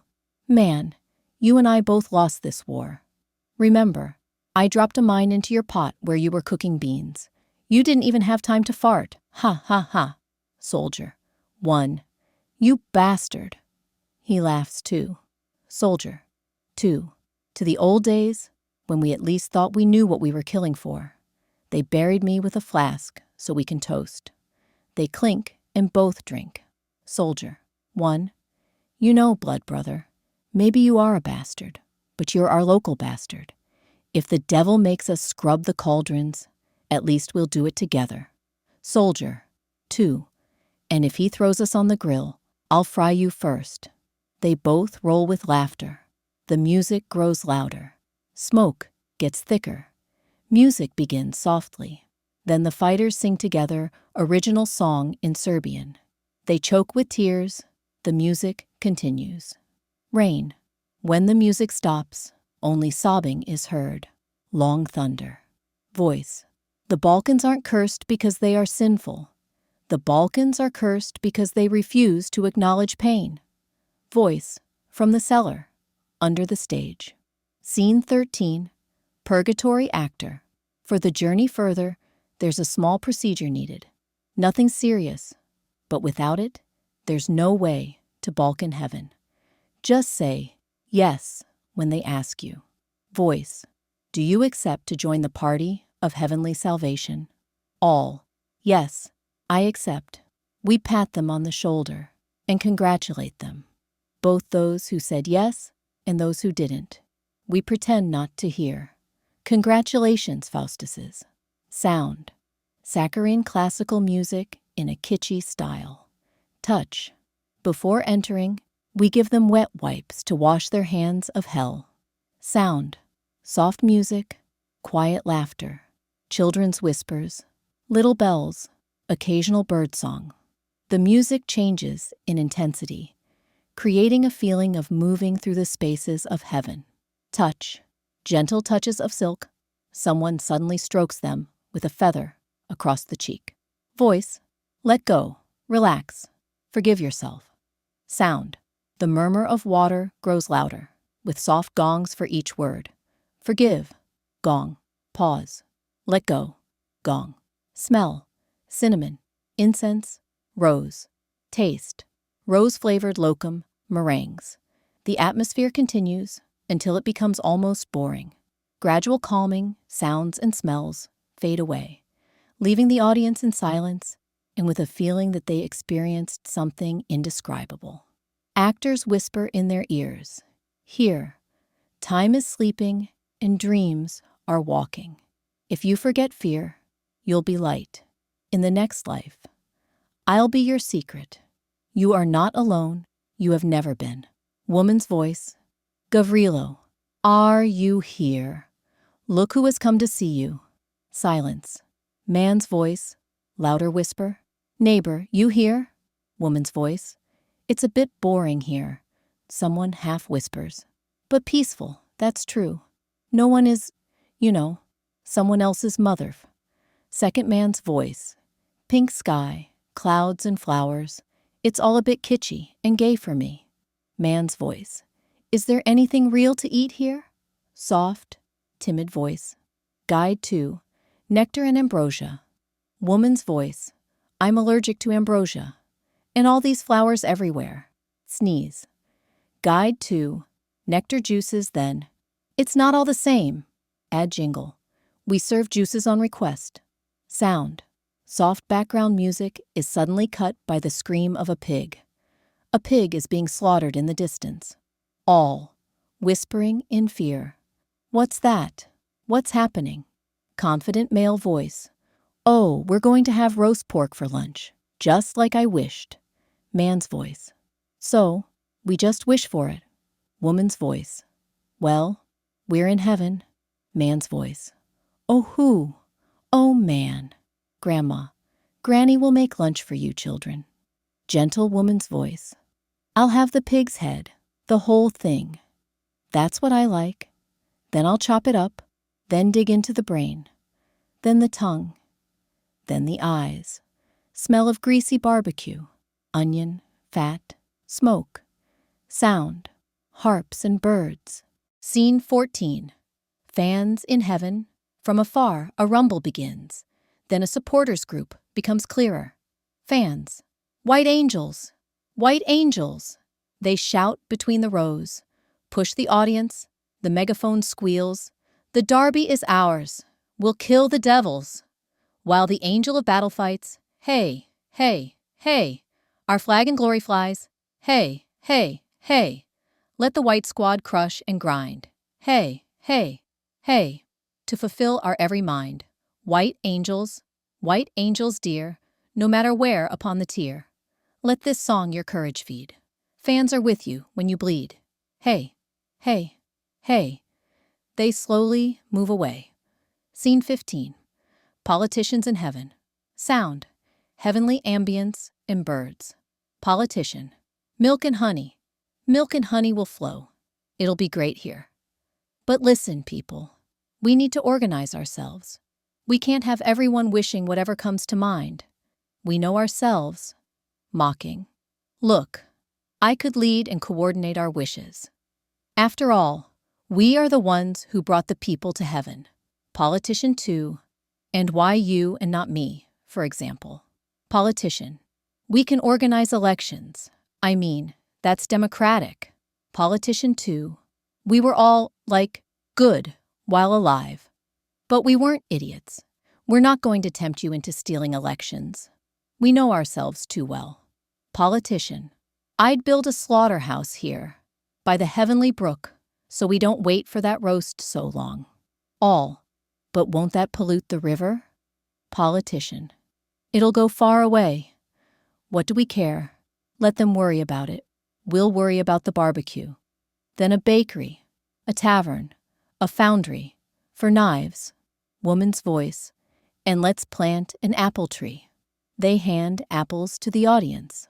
All. An apple for you, my dear. So sweet. Like a snake, with the sound of a rattle. Man's voice. Careful. Don't step on that cloud. It's the neighbor's. He'll be mad. Politician. Yes, we need to know whose cloud is whose. Not to have people walking wherever they want. No one passes through mine. Politician 2. Let's fence off our Balkan sky so no migrants come here. One just asked me where his 16 virgins are. I sent him to the parsley. Voice. Is there some kind of hierarchy here? Guide. 1. The more a soul lives in accordance with the laws of love for God and neighbor, the closer it moves to the central part of heaven, where the greatest love and wisdom are. Man's voice. Oh, man. Woman's voice. So it's like on earth.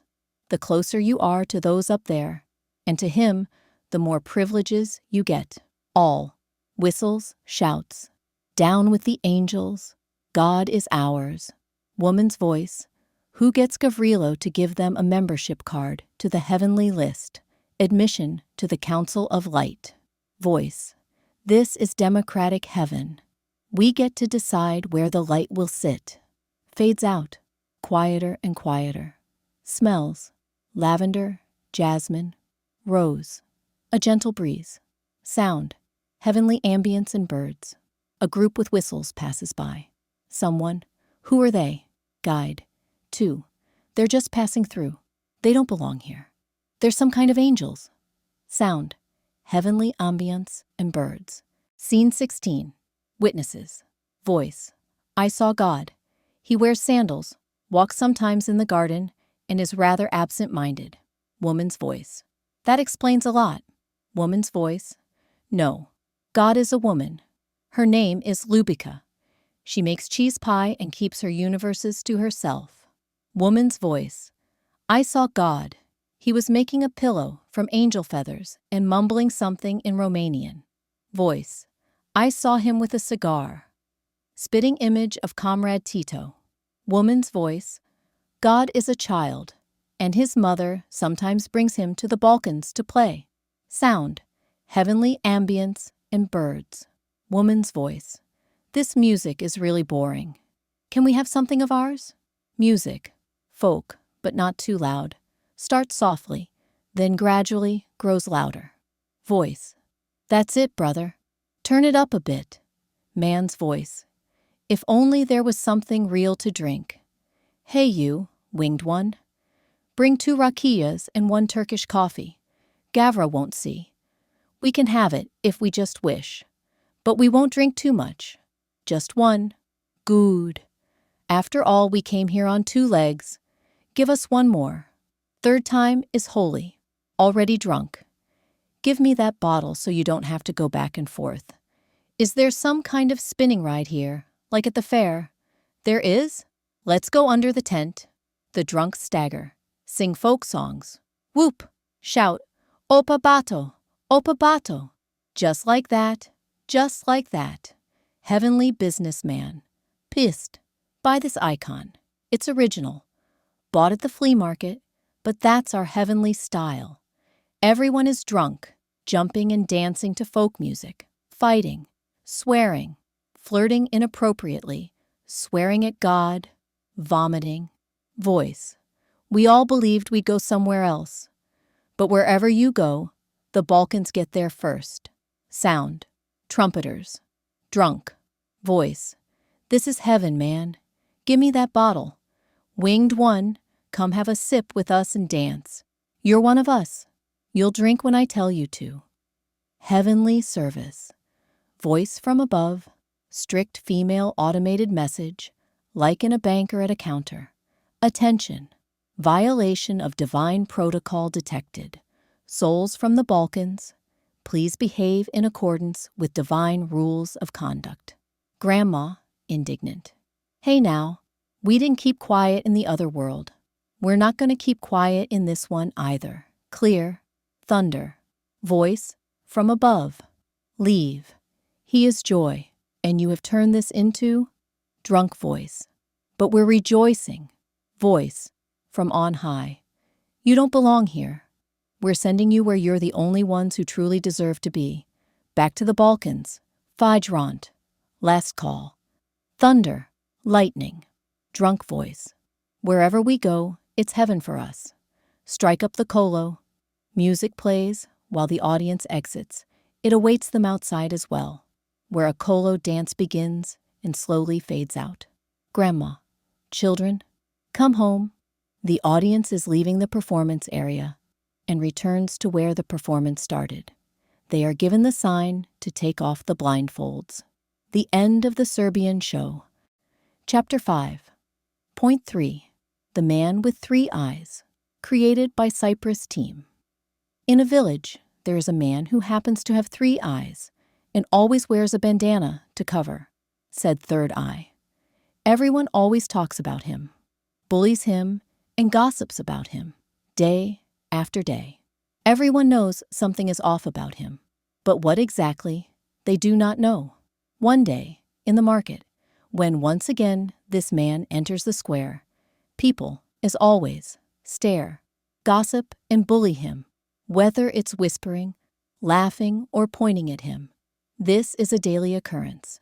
But this day, things were different. A woman proclaims loudly that in fact, she would like to get to know him better. Meeting him turns into dating. Dating turns into a relationship. And the relationship into a marriage. Characters in the play. The play takes place through different moment. As such, the actors have different roles at the different acts of the play. Below, you can find the characters. Act 1, Market Scene. Baker is selling bread in the market. Fisherman is selling fish in the market. Grocer is selling fruits in the market. Child is playing with a ball in the market. Mother, parent of child, gossiping women, characters whispering about the man with 3 eyes. Act 2, Mine Miners. All actors play the same role of multiple miners mining. Act 3, Intimacy Scenes. Love interest, woman with heels, the man with 3 eyes, implied to be there, but is a silent protagonist. Act 4, Marriage love interest, now bride, implied to be there, but is a silent protagonist. The man with 3 eyes, now groom, implied to be there, but is a silent protagonist. Guests, friends and relatives, engage spectators in the party. Act 5. Housewife, high heels, who takes a bandana of the man with 3 eyes, the man with 3 eyes, whose bandana is taken off. Roles in preparation. Conductor, responsible for conducting and guiding the remaining actors. This conductor is also an actor and is responsible for the first 8 sets of spectators. This conductor also guides the sound master at scenes which require spectators to be sat down, e.g. at marriage party scene.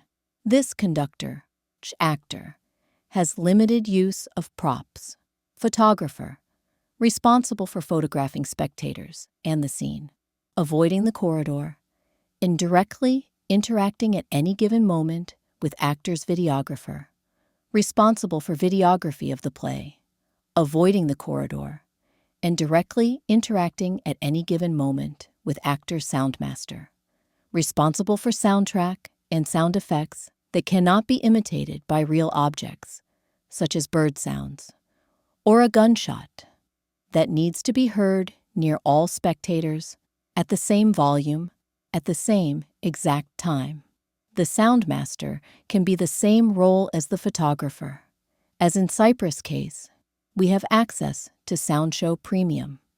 This means that the computer running the sound system can be controlled by a separate iOS or Android device, away from the sound system, using automations. Checklist with all needed props, Band-Aid, to be placed on spectator's head before they are taken to their seat, but after blindfold is put on. Plastic playing ball, large enough to be heard when bouncing the corridor on the stage. Bread, pieces of fresh bread. Oranges, to be given by grocer to characters 2 aluminum drumsticks, built for percussion, to be used at mine scene. Metal bass, to be hit by aluminum drumstick, imitates mining sound. 2 drumsticks, imitates high heels. Feminine perfume, to be used in conjunction with paper towel, to be used to reflect presence of the female love interest. Paper towel, to be used with the above. Traditional Cypriot Lukumi dessert, to be offered to spectators during marriage scene. Zivinia glasses, to be offered to spectators during marriage scene. Zivania shot, to be offered to spectators during marriage scene. Flower petals, to be thrown and used during marriage scene. Space room, organization. The entrance to the stage is from the top, which is where the curtains are. The stage is rectangular, and the descriptio is based on the standard directions of front, right side, back, left side, left, and right. There are 16 chairs, arranged in a 4x4 grid, 4 rows, each with 4 chairs. All chairs face the right side of the room. The chairs are spaced 0.5 meters apart, side to side, in each of the 4x4 blocks, while between blocks it's 1 meter apart. This allows for the actors to move through the corridor freely and much more quickly. There are 4 speakers placed in each corner of the room, and the sound system is connected to a central laptop at the front. In front of the central laptop, there is the first table with props, and at the very back of the stage, meaning behind the last row of the spectators, there is the second table of props. Props on both tables are identical and are exact copies of each other. There is a third area for props, located in the bottom right.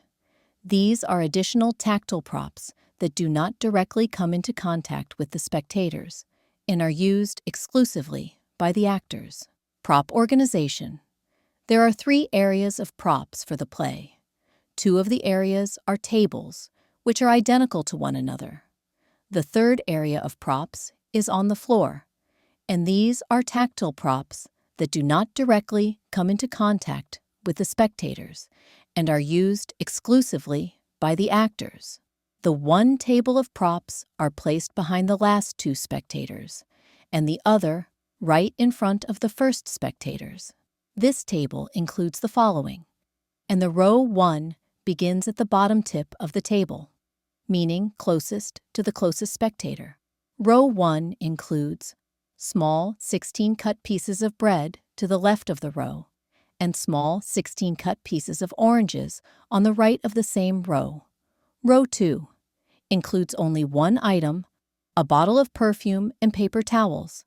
The paper towels are soaked with the feminine perfume already and are replenished when the play starts over. Row 3 includes flower petals on the right side, Cypriot Lukumi snacks in the middle, and a bottle of Zivania, and 16 shot glasses pre-filled with Zivania inside. The shot glasses are removed, new ones are placed and filled with Zivania when the play starts over. As for the props on the floor, described exactly as above, where row 1 indicates the area closest to the nearest spectator. This are row 1. Plastic ball and percussion drum. Plastic ball is used in scene 1 and removed after. The percussion drum will be hit in Act 2. Row 2. Drumsticks, which serve as heels in Act 3 onwards, and aluminum drumsticks for percussion, to be hit during Act 2. Row 3. Only the metal plate. For Act 2, an actor takes the place of the aluminum drumsticks and hits the percussion drum to their left, and then hits the metal plate to their right. Scene 1. Welcoming of spectators. Spectators are welcomed to the front of the stage, in front of the curtains. They are instructed by the sound guy to wear the blindfolds, but are also told that if any given time they feel uncomfortable during the play, to raise their right hand, and they will be escorted slowly outside the stage. Once the blindfolds are on, then they are instructed that there is a Band-Aid that needs to be stuck to the spectator's forehead. While we deem it essential to the experience, if any spectator does not want this, they are instructed to once again keep their hand raised until all remaining spectators receive this Band-Aid. Once spectators are ready, the sound guy enters the stage first.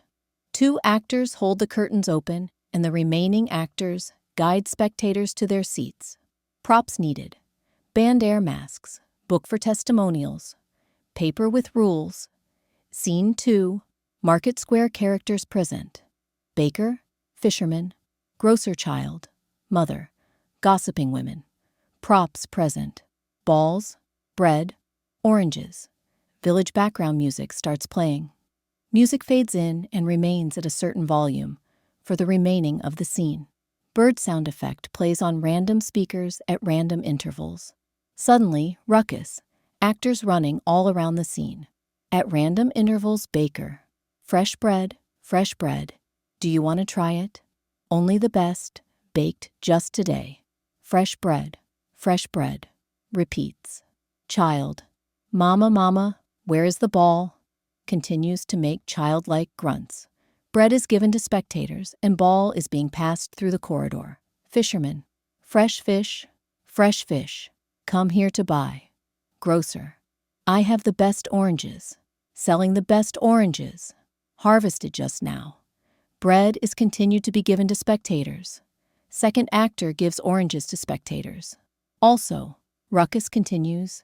Shopkeepers continue variations of the above lines. Then village music slowly starts to fade and comes to a complete silence. Shopkeepers stop marketing their products. After 5 seconds of silence, child: Mama, who is he? Scene 3. The mines characters, miners. All actors play the same role. Props present: 2 aluminum drumsticks, built for percussion, metal bass. Echo sound fades in and plays throughout the entire scene. Bat sound effects play on random speakers in random intervals. Percussion drum is hit by the aluminum drumstick 6 times, once per second. After the 7th of the drum, actors walk while slamming on the ground with their feet at the same rhythm as the drum for 20 seconds. 20 seconds later, all actors repeat, hey hop, hey hop, hey hop. 30 seconds later, one actor hits the metal bass at the rate as the drum hit.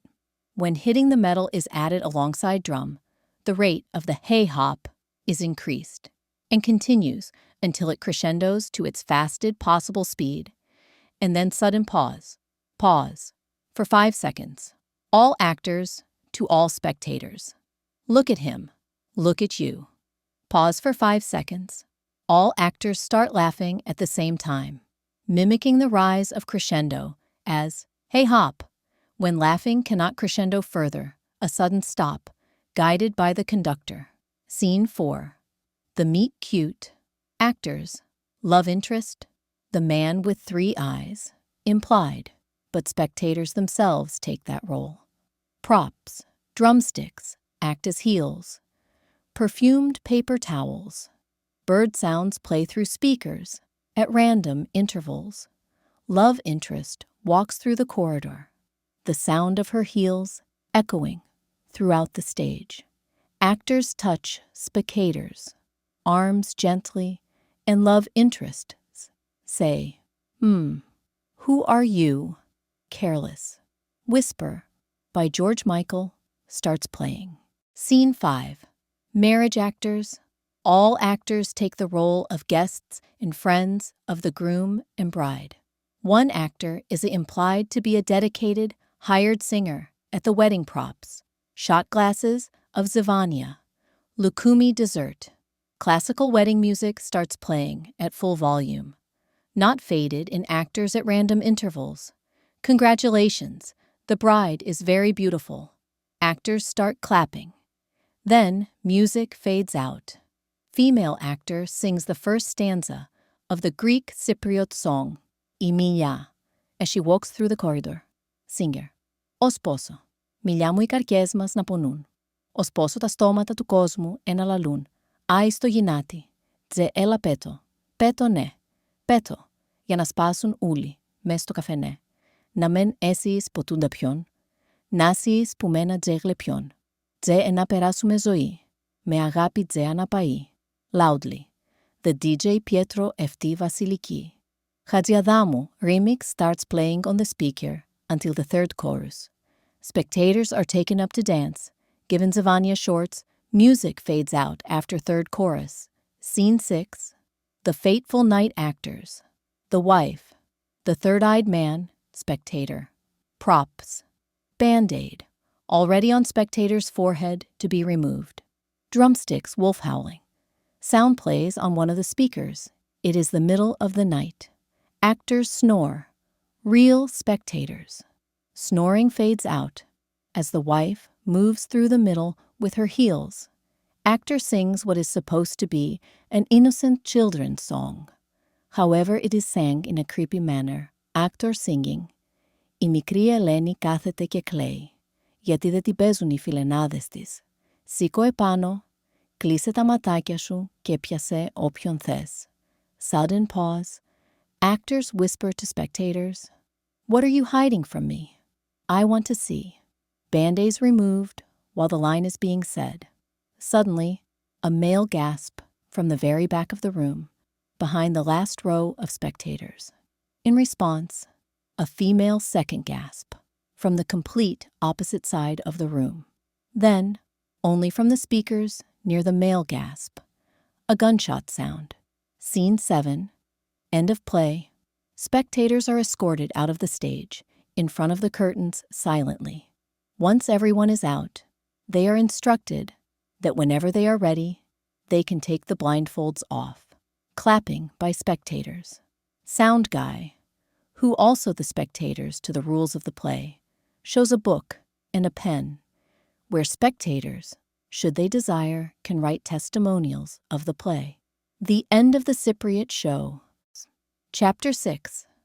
How to promote an event in the local community. In the case of Eyes-Shu Sensory Theater, communication is not simply about informing people that a performance will take place. It represents the first learning moment of the experience. Through language, tone, and framing, adults are invited not as spectators, but as participants in a shared process of awareness, reflection, and inclusion. Unlike traditional cultural events, sensory theater challenges habitual ways of perceiving, interpreting, and positioning oneself in relation to others. For this reason, promotion becomes a pedagogical tool. It prepares adults emotionally, ethically, and cognitively for an experiential learning environment. Why promotion matters in adult education contexts. Adults decide to participate based on meaning, not novelty. They assess relevance, personal value, and social responsibility before committing their time. In the Eyes-Shu experience, communication had to answer implicit adult questions such as, why does this experience matter to me? What is expected of my presence? How will this challenge my perspective? Am I entering a safe and respectful learning space? When promotion addresses these questions intentionally, participation increases and attendance becomes more committed. A key shift in adult education is moving away from the concept of audience and toward that of adult learners. In Eyes Shut, participants are not passive receivers of a performance. They are co-present in the experience, emotionally engaged, invited to reflect on perception, disability, and empathy. Communication must reflect this role clearly. If promotion frames the event as a show to watch, the educational potential is weakened. If it frames the event as an experience to be lived, adults arrive prepared to engage. In Eyes Shut, communication intentionally avoided presenting people with visual impairments as beneficiaries. Instead, the experience was framed as a shared human encounter, where everyone enters the same space of sensory exploration. This approach increases awareness not by explanation, but by participation. Promotion is not a technical phase before the event. It is part of the learning design. When communication is intentional, ethical, and human, full participation is not forced, it is earned. Defining the learning intention before promotion. In adult education, participation follows intention. Adults commit their time when they understand why an experience exists and what kind of learning it invites. Before promoting an Eyes-Shut sensory theater event, organizers must clearly define the learning intention behind it. This intention does not need to be explained in academic terms, but it must guide every communication decision that follows. What should adults become more aware of through this experience? In the Eyes-Shut performances, the learning intention was not to teach about visual disability or to transmit information.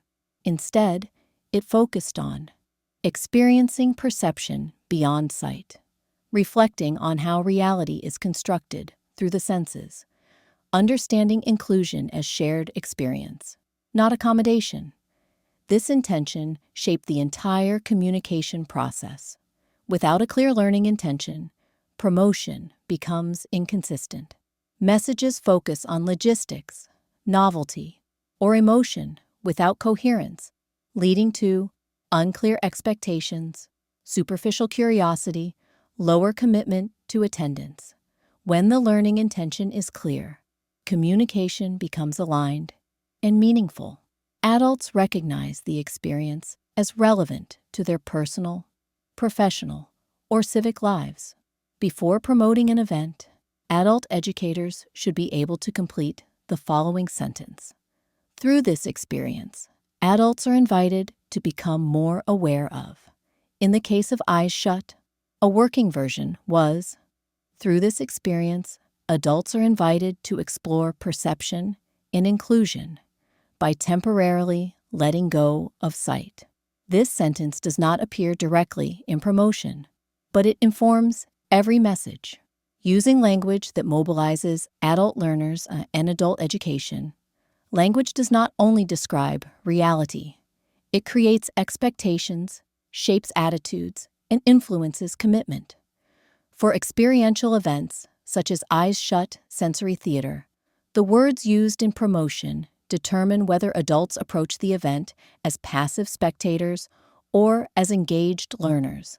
Language that overpromises emotion, shock, or transformation often creates resistance or unrealistic expectations. Language to avoid in inclusive adult education. In the Eyes Shut communication process, organizers avoided special performance for the blind, helping people with disabilities, eye-opening experience. You will understand how hard life is. Such expressions reinforce distance, pity, or hierarchy, which weakens learning. Practical message examples, adaptable. Example 1. Invitation tone. You are invited to experience theater with your eyes closed, and your attention fully present. Example 2. Shared experience. This is not a performance to watch, but an experience to live together. Example 3. Responsibility framing. Your presence matters, as each place is limited and shared with others. Example 4. Inclusive framing. The experience is open to adults with and without visual impairments. Organizations can adapt the following structure. We invite you to take part in an immersive theater experience, where sight is no longer central. The experience is designed for adults and encourages reflection on perception, presence, and inclusion. Participation is limited and based on commitment. This format communicates purpose, tone, and responsibility in a few lines, communicating inclusion. Without tokenism in adult education, inclusion is not achieved by stating intentions, but by how experiences are framed and communicated. Poorly framed communication can unintentionally reinforce stereotypes, create distance, or position certain groups as others. For inclusive cultural experiences like Eyes-Shu sensory theater, avoiding tokenism is essential for meaningful learning. What tokenism looks like in communication. Tokenism occurs when inclusion is presented as a symbolic gesture rather than a shared experience, an act of generosity rather than mutual participation, a narrative where one group offers inclusion to another. In adult education contexts, tokenistic communication reduces learning by creating hierarchies instead of dialogue. Examples of inclusive, non-tokenistic language. Instead of an event designed to help sighted people understand the blind. Use an experience where all participants explore perception beyond sight. Instead of a special show for people with visual impairments. Use a shared sensory theater experience accessible to adults with and without visual impairments. Instead of giving voice to people with disabilities. Use creating a space where different ways of perceiving can coexist. Organizations can use the following structure. This experience is designed as a shared space where adults with different life experiences meet on equal terms. Inclusion is not a topic of discussion, but something lived together. Mobilizing stakeholders to ensure full participation. Stakeholders are not amplifiers. They are trusted bridges between adult learners and learning opportunities. For an experience like Eyes-Shu sensory theater, relevant stakeholders include disability organizations and associations, adult education centers and NGOs, cultural institutions and independent artists, social services and community mediators, universities, training providers, and professional networks. These actors already work with adult learners and have established trust. Their involvement increases participation and reduces uncertainty. Stakeholders should not be asked to promote the event. They should be invited to co-host awareness. A simple, replicable approach used in Eyes-Shu. Identify 5 to 10 relevant local stakeholders. Contact them directly, email, or phone. Explain the learning value of the experience. Offer a limited number of reserved places. Ask them to invite adults from their networks. This creates shared responsibility and increases commitment. Organizations can adapt the following message. We are organizing an immersive sensory theater experience for adults, focused on perception and inclusion. We believe this experience is relevant for the adults you work with and would like to reserve a limited number of places for your community. Participation is based on commitment and shared learning. In Eyes-Shu, stakeholders who participated became advocates, inviting others to similar experiences and supporting follow-up activities. Impact on full participation. Stakeholder mobilization. reduces reliance on public promotion, increases attendance reliability, creates diverse, balanced groups, strengthens the educational impact of the event. For adult education providers, working with stakeholders is not optional. It is a core strategy for meaningful participation, using local media to build trust and awareness. For experiential learning events, such as Eyes-Shu sensory theater, local media play a key role in helping adults decide whether an experience is worth their time, attention, and emotional involvement. Media, as learning allies, not promoters, local journalists should not be treated as advertising channels. They should be approached as partners in community awareness. Effective collaboration focuses on the human and social dimension of the experience, the educational value for adults, the relevance for the local community. When journalists understand the learning intention, their coverage becomes more accurate and respectful. Adult education providers should offer media a clear and concise press release, the possibility to attend the experience, access to reflections rather than explanations, post-event insights, and participant perspectives.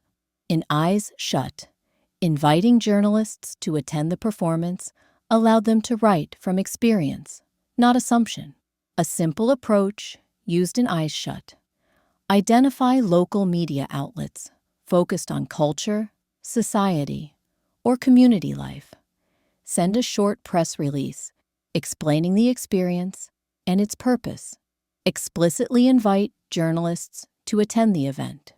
Offer follow-up material after the experience. Organizations can adapt the following message. We are organizing an immersive sensory theater experience for adults that explores perception and inclusion. We would like to invite you to attend the experience and discover it firsthand, as it offers a strong human and community perspective. Ethical considerations. When working with media, avoid sensational headlines, protect participants' dignity, ensure consent for photos or interviews, prioritize experience over spectacle. Using social media. For Eyes-Shu sensory theater, social media was used sparingly and purposefully, always aligned with the learning intention and the limited capacity of the experience. Its role is to support mobilization, reinforce trust, and invite commitment. Choosing the right platforms. For adult education contexts, the most effective platforms are Facebook for events and detailed information, Instagram for visual cues and atmosphere, direct messages for personal invitations and confirmations. In Eyes-Shu, Facebook events were used as the main public reference point, while direct messages ensured personal engagement. Practical movement, social media, posting rhythm. A simple and effective approach used in Eyes-Shu. One clear announcement post introducing the experience. One reminder post highlighting limited places. One post showing preparation or rehearsal without revealing content. This was sufficient to support full booking without overwhelming the audience. Short social media templates. Announcement post. An immersive theater experience for adults. Lived with eyes closed. A shared space to explore perception and inclusion. Limited places available. Reminder post. Each experience has a limited number of places. Participation is based on commitment and shared responsibility. Preparation post. Rehearsals are ongoing. We are preparing a space where attention and presence matter. Example direct message. We thought this experience might be meaningful for you. If you decide to join, please know that each place is limited and shared. Combining communication channels into one. Mobilization flow. The following flow proved effective in practice. Stakeholders create initial trust. Local organizations, adult education providers, and community actors were informed first. Their endorsement established legitimacy. Local media validated the experience. Media coverage positioned Eyes-Shu as a meaningful community initiative, not an isolated event. Social media provided clarity and access. Public posts confirmed dates, purpose, and availability. Direct confirmation secured commitment. Personal messages and follow-ups ensured attendance and reduced no-shows. Each step supported the next, rather than competing with it. Practical movement, building your own flow. Adult education providers can replicate this approach by identifying stakeholders before publishing publicly, contacting media once the learning intention is clear, using social media as a reference point, not the main driver, following up personally with registered participants. Organizations can use the following internal checklist. Have stakeholders been informed and invited? Has media been given context and access? Is social media reinforcing the same message? Have participants been personally confirmed? Full participation emerged naturally from clarity, trust, and coherence, not from repeated promotion. Confirmation, follow-up, and ethical responsibility. Adults are autonomous learners, but autonomy comes with responsibility. Clear confirmation processes help participants understand that their presence matters, their absence affects others. Commitment is part of inclusion. From registration to commitment, registration alone does not guarantee attendance. Adult education providers should treat confirmation as a second learning moment, reinforcing intention, responsibility, awareness of shared space. The confirmation process included a short personal message, a reminder of limited capacity, an invitation to confirm or release the place, a simple and effective confirmation process. Registration is received. Personal confirmation message is sent. Participant confirms or withdraws. Freed places are offered to others. Organizations can adapt the following message. You registered for the Eyes-Shu Sensory Theater experience. Each session has a limited number of places, shared with others. Please confirm your attendance so we can keep the experience fair and inclusive. Ethical framing of attendance. Avoid language that pressures or blames participants.